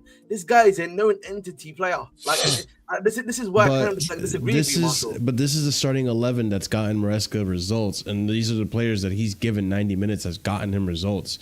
What happens if Nkunku comes on and Nkunku doesn't do the press that Enzo knows Palmer would have done if he was on that? What happens if that leads to the second goal and it's a 2-2 draw? Like, let's be honest, like, Sanchez did save us a few times today. Bro. Yeah, it was fine margins today, and Sanchez did save us at points. But I feel like that's a lot of, respectfully, if buts and maybes. But why take the risk? That's what I'm saying. Why would Maresca take the risk? But the thing is, you are also an if button maybe, because we don't know that putting in Nkunku, even if he's a really, really good top quality player, which I think he is, which I agree with, right? Yeah. Won't mess with the chemistry of the team. And bro, we see that in Madrid right now, brother. When you have a good, well-oiled machine, do you really want to start tinkering with it? I'm not. Same thing with City, bro. I'm not the saying, UCL we won, Pep overthunk it, and guess what happened? I'm not saying starting Nkunku. I'm not saying doing that. I'm just saying when Palmer's not playing well, you gotta swap him out though. But here's the thing. It's not happening, bro. I don't think it's happening. It'll show you exactly why it's never happening, bro. Here's the thing. Second half. I feel that part of it is also like we're saying he's not having a good game, right? But that's because we're looking at the attacking output, right? We don't really look when we look at Palmer. We don't really look at like his positioning, how he's becoming available for the midfield, how he's pressing and all that shit. We look at like what he's doing on the ball. And that's where you got to take into consideration, like, maybe he's not having a good game offensively, but defensively, he's showing up in the places he needs to show up. He's giving options to Caicedo where he needs an option, or Enzo.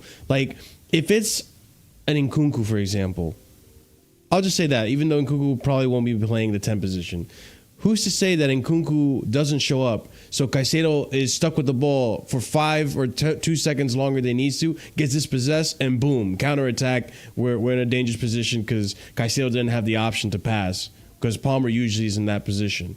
Like, I even said it today, like, there was moments in today's game for the second goal. Caicedo already knew where Enzo was going to be, so he passes it or just looks up to confirm Enzo's there, passes it, and then Enzo gives it to Jackson. Jackson scores. So I think a lot of it's also chemistry. I think it is. I agree with you to an extent. I think if we're losing a game, then by all means, bring on another attacking option. But if you're winning the game like we were today, like, I don't think there's a reason to take off Palmer. I think just keep him on, settle for the 2-1 victory, and keep it pushing. Like, if you take him off to try to score more goals, I think you run the risk of losing the game at that point. So I could see both arguments, even though I agree with you, just not for this instance. Let me go ahead and I want to get the quotes going for Maresca's press conference. But wait, let me see. Let me read this here real quick. To be fair, Nkunku has to wait for his chance and deliver when he gets it. Yeah, that's true. That's true. I think Palmer had an average game, maybe below average game for his standard, right? The below average for his standard is probably good for other teams.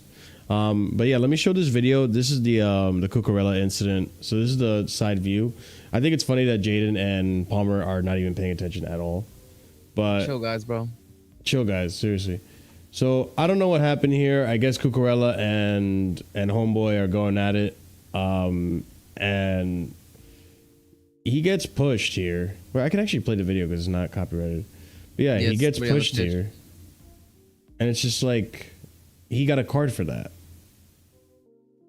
He got the second yellow right there, which is crazy to me.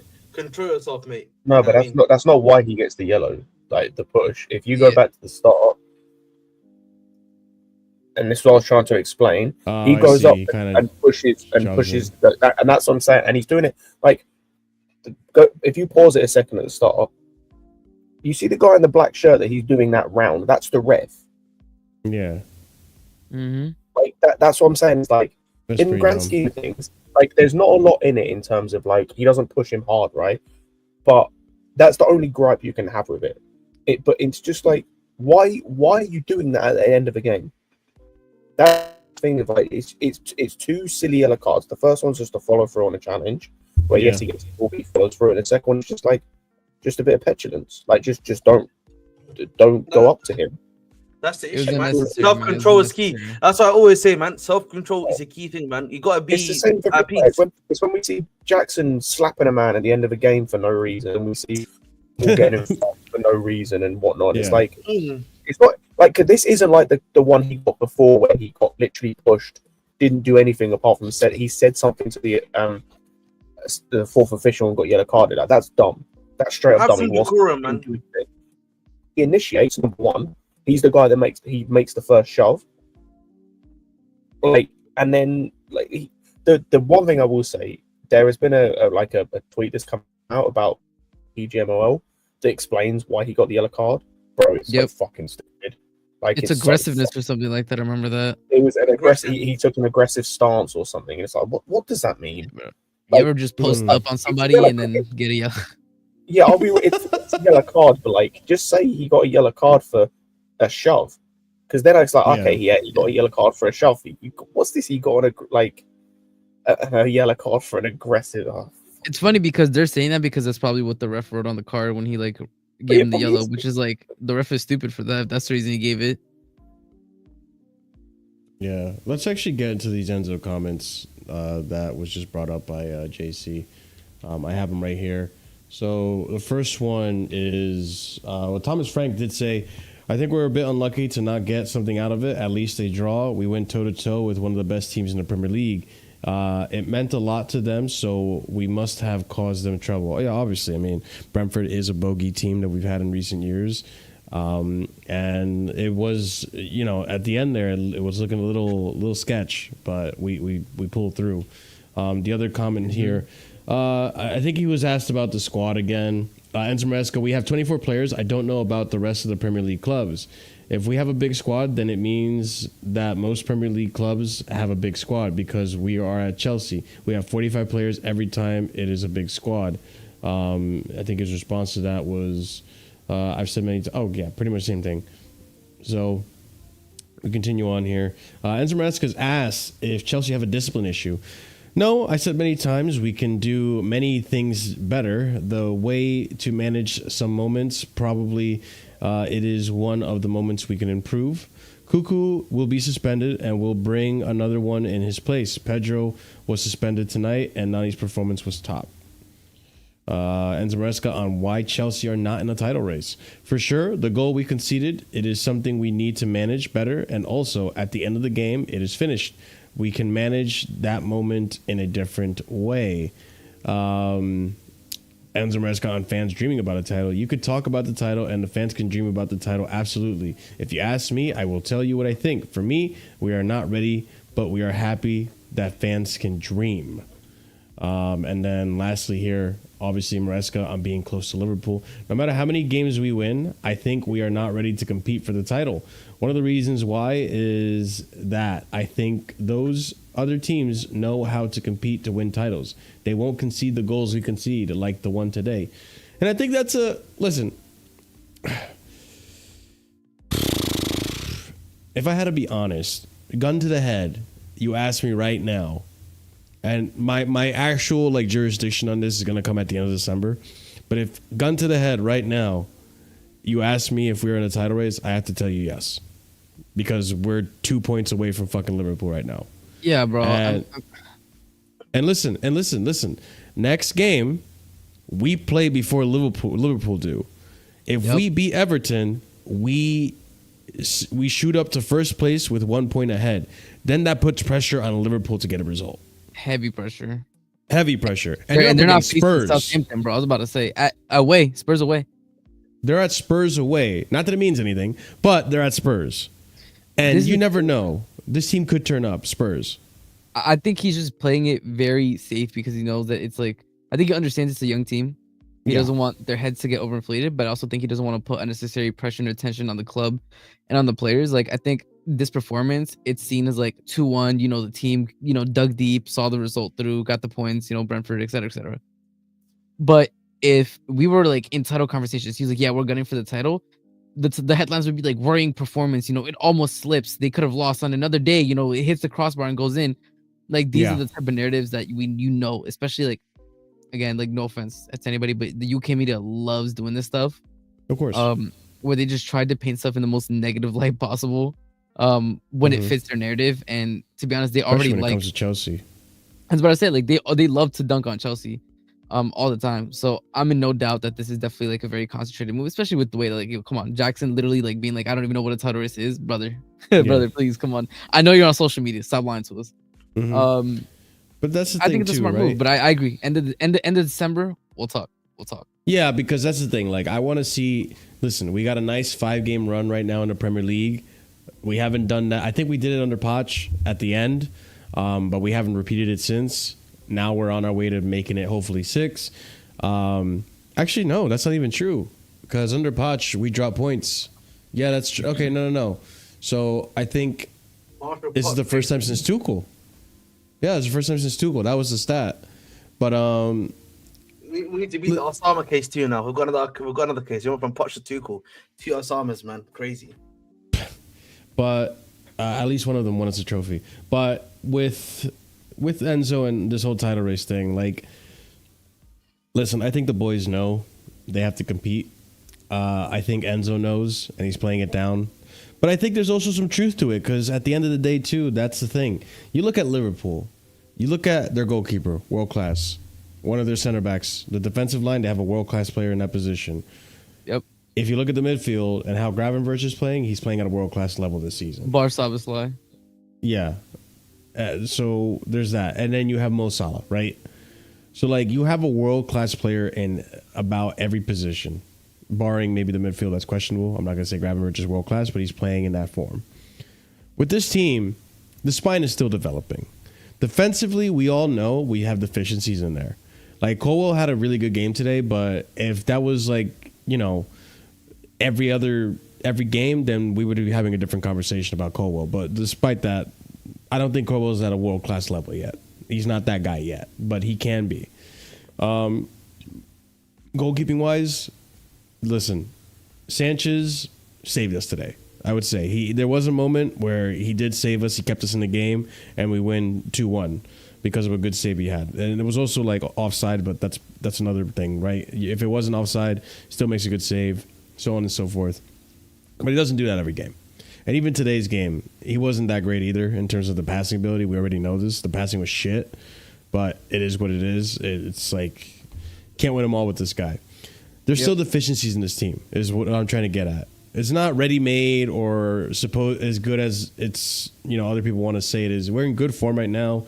We're playing teams and we're beating them convincingly because we have good tactics and a manager that actually has a good head on his shoulders. You look at Arsenal last season, best attack, best defense in terms of clean sheets. They had a midfield of Odegaard, Rice, Thomas Partey. Like, they have good players in that team that could go for a title charge. They're supposed to, and now they want to put the onus on us. Hey, fuck you.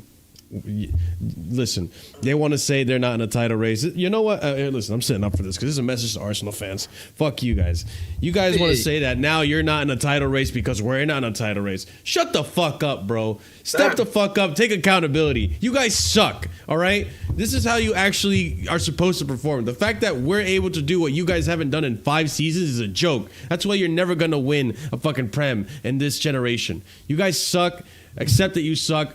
Say that London is blue and get it over with. All right? Take my fucking manager's cock out of your mouth. Jesus fucking we no need for that. No, I'm so sick and tired of these Arsenal fans saying, like, oh, we're not in a title race. No, motherfuckers, you were in a title race in the beginning, and you guys just capitulated. You suck so much cock that now you want to put it on us. Like, oh no, Chelsea are clear. Look, they spent 1.5 billion. We didn't spend that much. How are we in a title race? Fuck yourself. All right. Sorry, I gotta get that out. But anyways, point being is that yeah, these other teams have set up and built a spine and have even Man City to an extent, right? Like they won 4 in a row, easily favorites for this season. Like they're finally falling apart. They've capitulated. Fucking, you have. let me not. But yeah, so all these other teams have started to capitulate a little more, but we have been consistent. We've been taking advantage of the fact that we need to win the games where we need to win. And I said this before. I think the title's decided more so on the games outside of the Big Six than the ones in the Big Six. Yep. So when Maresca says, obviously, Man United is a different case, but that's besides the point. When Maresca says, if you can't win a game, don't lose it. I think that's very viable, and I think that's very important considering when we go up against these Big Six sides. Look, we haven't lost against them outside of Man City and Liverpool, and look where we are on the table. So yep. That's where it's decided. So even if we don't beat Big Six sides this season, bro, we can still be competing in the title. We can still be in the competition. And I think pretty much to an extent, and also big up to Lewis for the raid. Hey. Big up Carefree Lewis. So, like I said, if you put a gun to my head right now and ask me if we're in a title race, I think I have to say, yeah, we're in a title race, right? Because we're there. And next week, if and when we beat Everton, because I expect us to win, we're going to be in first place. Same. So it's one of those things like, yeah, you kind of have to see, you kind of have to admit it. But at the same time, there's a lot of reasons to think we're not in a title race, including our goalkeeper and our center back. But I don't know. That's what I'm saying. Like Scott RSM, go ahead. Like for me, like when you look at the league table, you can see like where we're at, right? And especially like I said, if we beat Everton, we'll be first. So at that point, it'll be a lot of people will start putting pressure on us. You know that we're in the race. You know, maybe even some people will say like we're favorites because we're in first, whatever. You know, like people are always gonna do that type of stuff.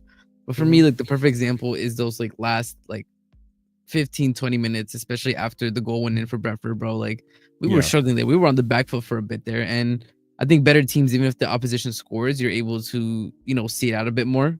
And they were, you know, like they weren't controlling the game like they were before. You could tell that, you know, Brentford got the momentum and they weren't able to stamp it out. And I remember even on the watch time, we were complaining like, hey, can we hold on to the ball for like 30 seconds? You know, like, can we just slow it down a bit? And they weren't slowing it down.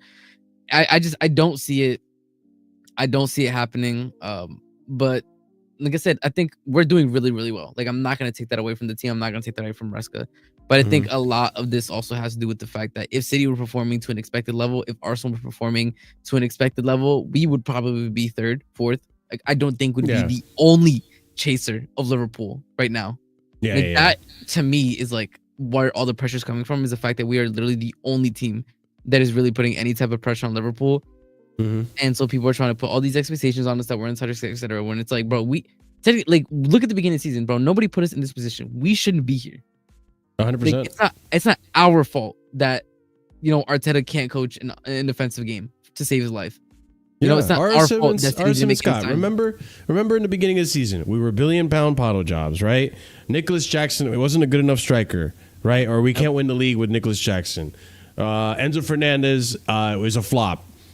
Your Cole Palmer FC, championship manager. Fofana just came back from like literally like in forever ago. How long had it been since we had seen Fofana? And it's all these other like arguments. Like it's let's remember like Jadon Sancho's washed. All these other arguments. There were so many reasons as to why we weren't even going to be a top team, let alone in a title race. So like if you want. Hold that energy now. If you want to say that, then hold that energy. Because as of right now, when you look at this team isn't ready to win a title. I'm telling you that right now. And even if we do go in first, I still don't think we're going to be favorites to win a title.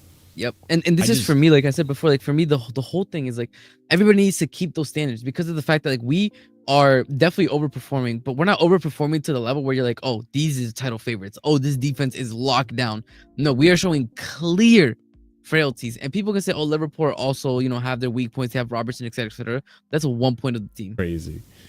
Like there's a lot, like there's a lot to be hopeful for, and even like Maresca said, I think it's perfect. We said if the fans want to hope, if anybody wants to hope, if anybody wants to say that we're in the title race, that we're gonna win the league, I'm not gonna take that away from them. Yeah, they can dream. Like they can say that because I think like for the first time in a long time, this is something that you can actually say and not be laughed at. But for me personally, like I still like to, I need to see more. That's what it comes down to. Like I need this defense to make me comfortable, especially with the running that we have. That everybody like was saying in the chat, right? In terms of our last 10 games. That running, especially if let's say like things stay the same and we're competing with Liverpool, bro, like that running is going to be, you know, it's gonna be make or break for the defense. Because I think I don't see our offense slowing down at all this season. I just don't see. No, me neither. So it's gonna come down to the defense, which is why for me it's like it's difficult for me to say that we're going to somehow win it. Like a lot needs to happen, and I need to see a lot more before I'm comfortable saying that. Yeah, I think because I'm totally okay with saying we're in a title race. I just kind of want to wait until the end of December because I know how Chelsea's been in the last few seasons in terms of capitulating in December. But I don't see us capitulating this December now. It looks like we're very clearly going to be winning. And, you know, you said something earlier that I kind of disagree with because there's a lot of notions out there of people saying we're overperforming. I don't think we're overperforming. We're performing exactly how we're supposed to perform. Last season, we underperformed. And we underperformed in the games that we were supposed to win. So Brentford, we lose this game last season. Even though on paper, we should have won it. Now on paper, we should have won it. And on the pitch, we win it. Like now the paper is matching up with what's going on the pitch. And we go up against... Now, I would think we were overperforming if we're like undefeated against every team. We actually get 3 points off of Liverpool. Bro, stuff like that, points. You know? Palace, Forest. Yep. Yeah, exactly. We drop points. That's why I don't think By the way, overperforming. you're still such a fraud. I hate you, bro. One goal this whole season, and it had to be the banger against us. Oh, Eze had one goal. Eze? One goal all season, and it's just a banger against us.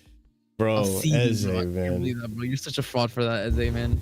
Yeah, what the hell, man? Yeah, that was a lucky... I won't say lucky. He could do it again if he wanted CNF to. gets it, bro. CNF gets it. I'm telling you, like, that game was so painful. But that's what I mean. Like, these are the type of things where we're like, damn it. Or like the United game where we drew, which honestly, United like, game, it's like so frustrating, bro. Like, that's the game that gives me a lot of like, I don't know if we could do it. That's the one game that I was like, okay, I don't think these guys are ready. Yeah. Like if there was a team that was in a title race and favorites to win the title, they win that game. Against that United side, they clap them. But we didn't do that. So that to me is like, okay, I don't think the boys are ready. Like I don't think mentality, I don't think they're there yet mentally. So that's why I'm like, you know, let's see what happens at the end of December. You know, it's a marathon, not a sprint. So at the end of December when we're still looking good and then we're about to enter into January, get ready to face Man City, then I'll talk with a lot more chess. And then I'll have to see how the title favorite conversation changes. Because if we do beat Man City, right? Then we're having a different conversation. And right now, the way I see it, hold on, let me look at Liverpool real quick. Liverpool. So, if I'm correct, Liverpool dropped points back to back in the Premier League. Yep. They skipped Everton, obviously. First time this season, they dropped back to back. They didn't lose, which again, that's important. But they dropped points to Newcastle. That's 4 points. Drop points to Fulham. And next one is Spurs. And listen, if Spurs can do anything, attack is one thing they can do well. They clapped the fuck out of fucking Southampton today. 5-0 and kept a clean sheet, so they should be proud. And they got the way and they got they got their manager sacked. Oh, Russell Martin. Yeah, Russell Martin got sacked. Yeah. I thought you said He got Ange sacked got in the sacked. I was tunnel, like, bro. huh? No. I would have been like, wait, hold on. Where's Jacob? Is he By the okay? way, like, Spurs fans, there's a reason y'all are never winning anything in this lifetime or the next, bro. The fact that I got on social media and I see people saying Spurs are back, that Pasta Coglu is cooking, these brothers have no shame. Like, I can't. Yo, Like, Deji, bro. you see what Put I'm it saying, down, bro? Deji. Like, Deji, put that's it what I'm down, saying, bro. Like, domination, like, brother, like, we need, at some point as the Spurs fan base, you need to find shame. Like, please, I beg. Yeah, no, it's Anyways, it's wild behavior over in Tottenham. I don't know, bro. They're so in and out with Ange. It's insane. That guy does not deserve to be in that job, and I mean that in the sense of like he doesn't deserve to suffer like that. He deserves a better job. Mm-hmm. Hey, Ange Postecoglou to Man City. Hey, you heard it here first. Oh man, I mean, I don't know where else there is to talk about. I think we hit every base. I think now just who we up against on Thursday. Shamrock Rovers. Yo, Prime. Yeah, that fraud dipped so he wouldn't get cooked. Yo, Prime. Where you at, bro? I'm Show telling some you, chest for Tyreek Shamrock George first Rovers. goal, bro. We will be there. Oh my days, bro! It's gonna be a good game. It's gonna be a good game. I don't think we're even gonna risk any of our starting players. I think it's just gonna be the same setup. The academy squad. Tottenham United apparently is happening at the same exact time for the in Europa. No, in the Carabao, the quarterfinal. Coming at the same yeah. time as our game. I might have to pick and choose. Nah, bro, stick and monitor things. I'm telling you, Yeah, bro. I'm gonna do both. Yeah, I'm doing both. But yeah, ladies and gents, unless we have anything else to add, Scott or RSM, I think we can wrap it up. Caicedo best midfielder, bro. Hard to argue that. Oh wow, I literally. You just showed up backstage, bro. Don't even pretend. Hold on, I got you right here. What's good? Shamrock Rovers, show chest. What's up?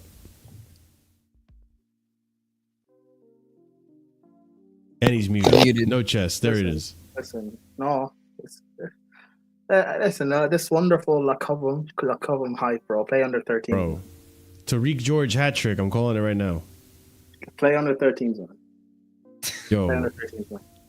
I'm just saying, man. Bashir Humphreys return from loan hat trick on your head top. Bashir Humphreys.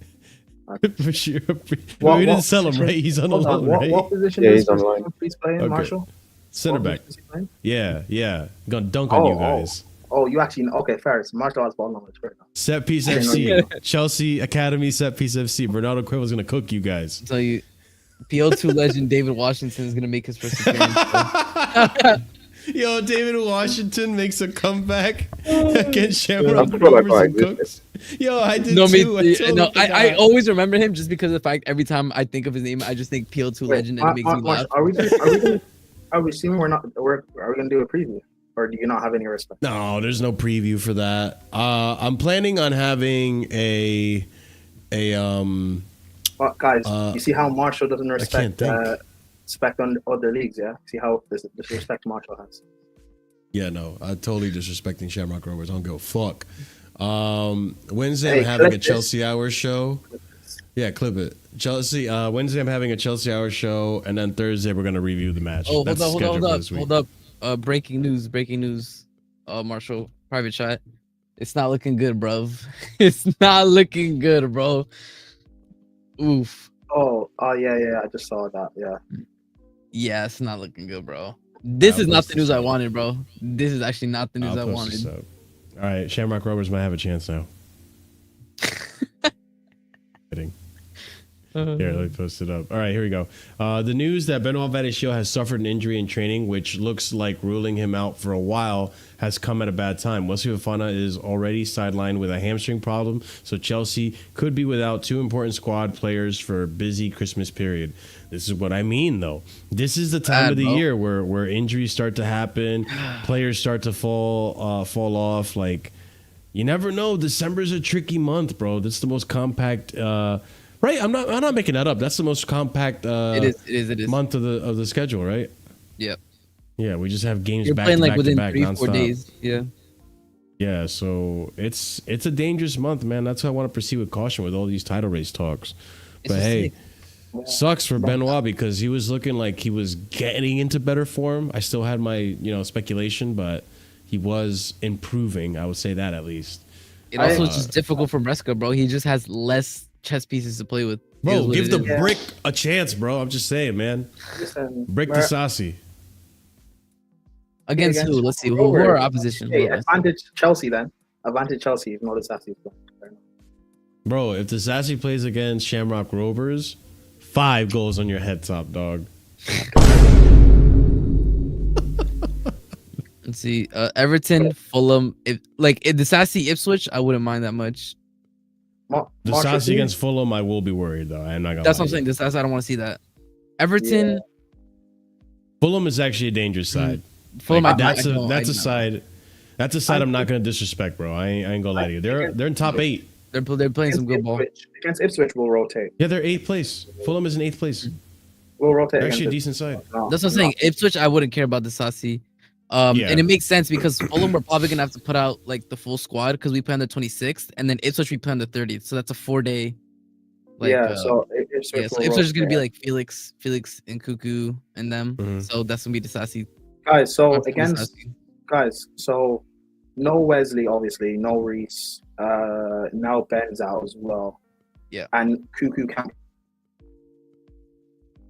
Bro, we're 7 points ahead of Man City. Josh, crazy. hey, Josh could... You cut out, by the way, Prime. Yeah, you cut out after saying you Reese. No Wes, no Reese, no Ben. Cucurella can't play against Everton. Listen, Josh. Oh damn! Josh could play 60 minutes against against Shamrock Rovers and then be in the squad to play Everton. What are Crystal Palace? Are they still cheeks enough to where I would feel comfortable rotating? Yeah, they are. Yeah, bro, Crystal Palace are only 4 points away from relegation. Yeah. Okay, I'm still comfortable rotating a bit then for Crystal Palace as well. I'm more like the thing is this: it's like Fulham we're gonna pull out full strength squad at home, and then Ipswich we're gonna do more rotated, which I imagine we're gonna see the Sassy. We definitely need to respect Fulham. I ain't taking Fulham like. Oh yeah, bro, I'm not trying to. Yeah, no, that's the one team I saw in this fixture schedule, and I was like, "Fuck Everton, bro. I'm worried about Fulham. They're actually a good team this season." I was more worried about come on, like, bro. Yeah, no. I'm gonna be real with you. If we beat Brentford, I expect us to beat Fulham at home. This was the fixture I was most worried about at home, bro.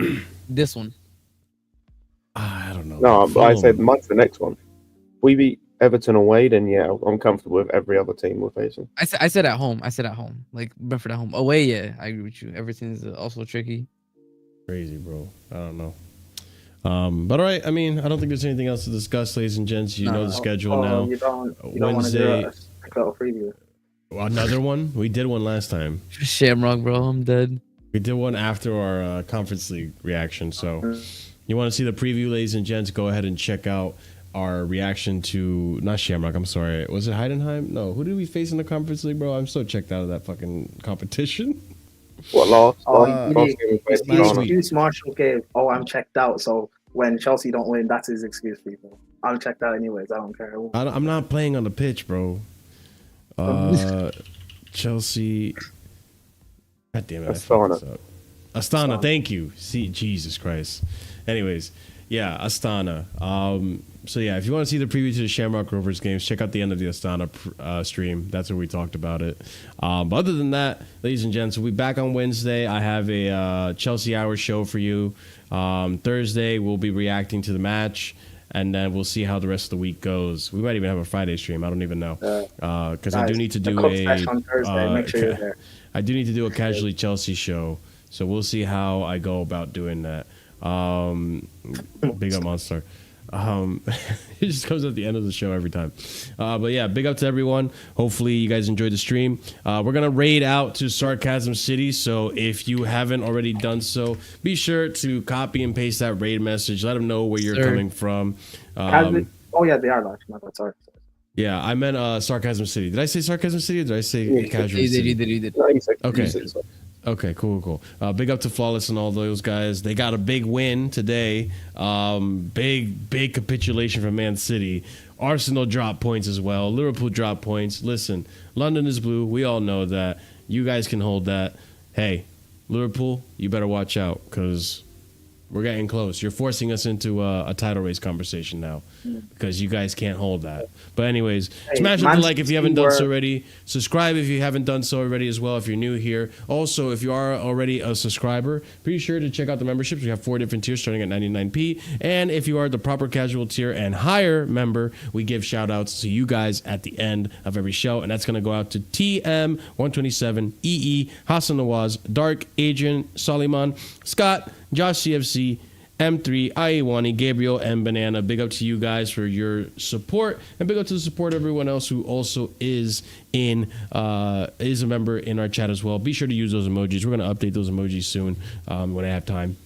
But big up to everyone, and as always, stay casual. Have a good night. Peace. Peace out, y'all. Peace.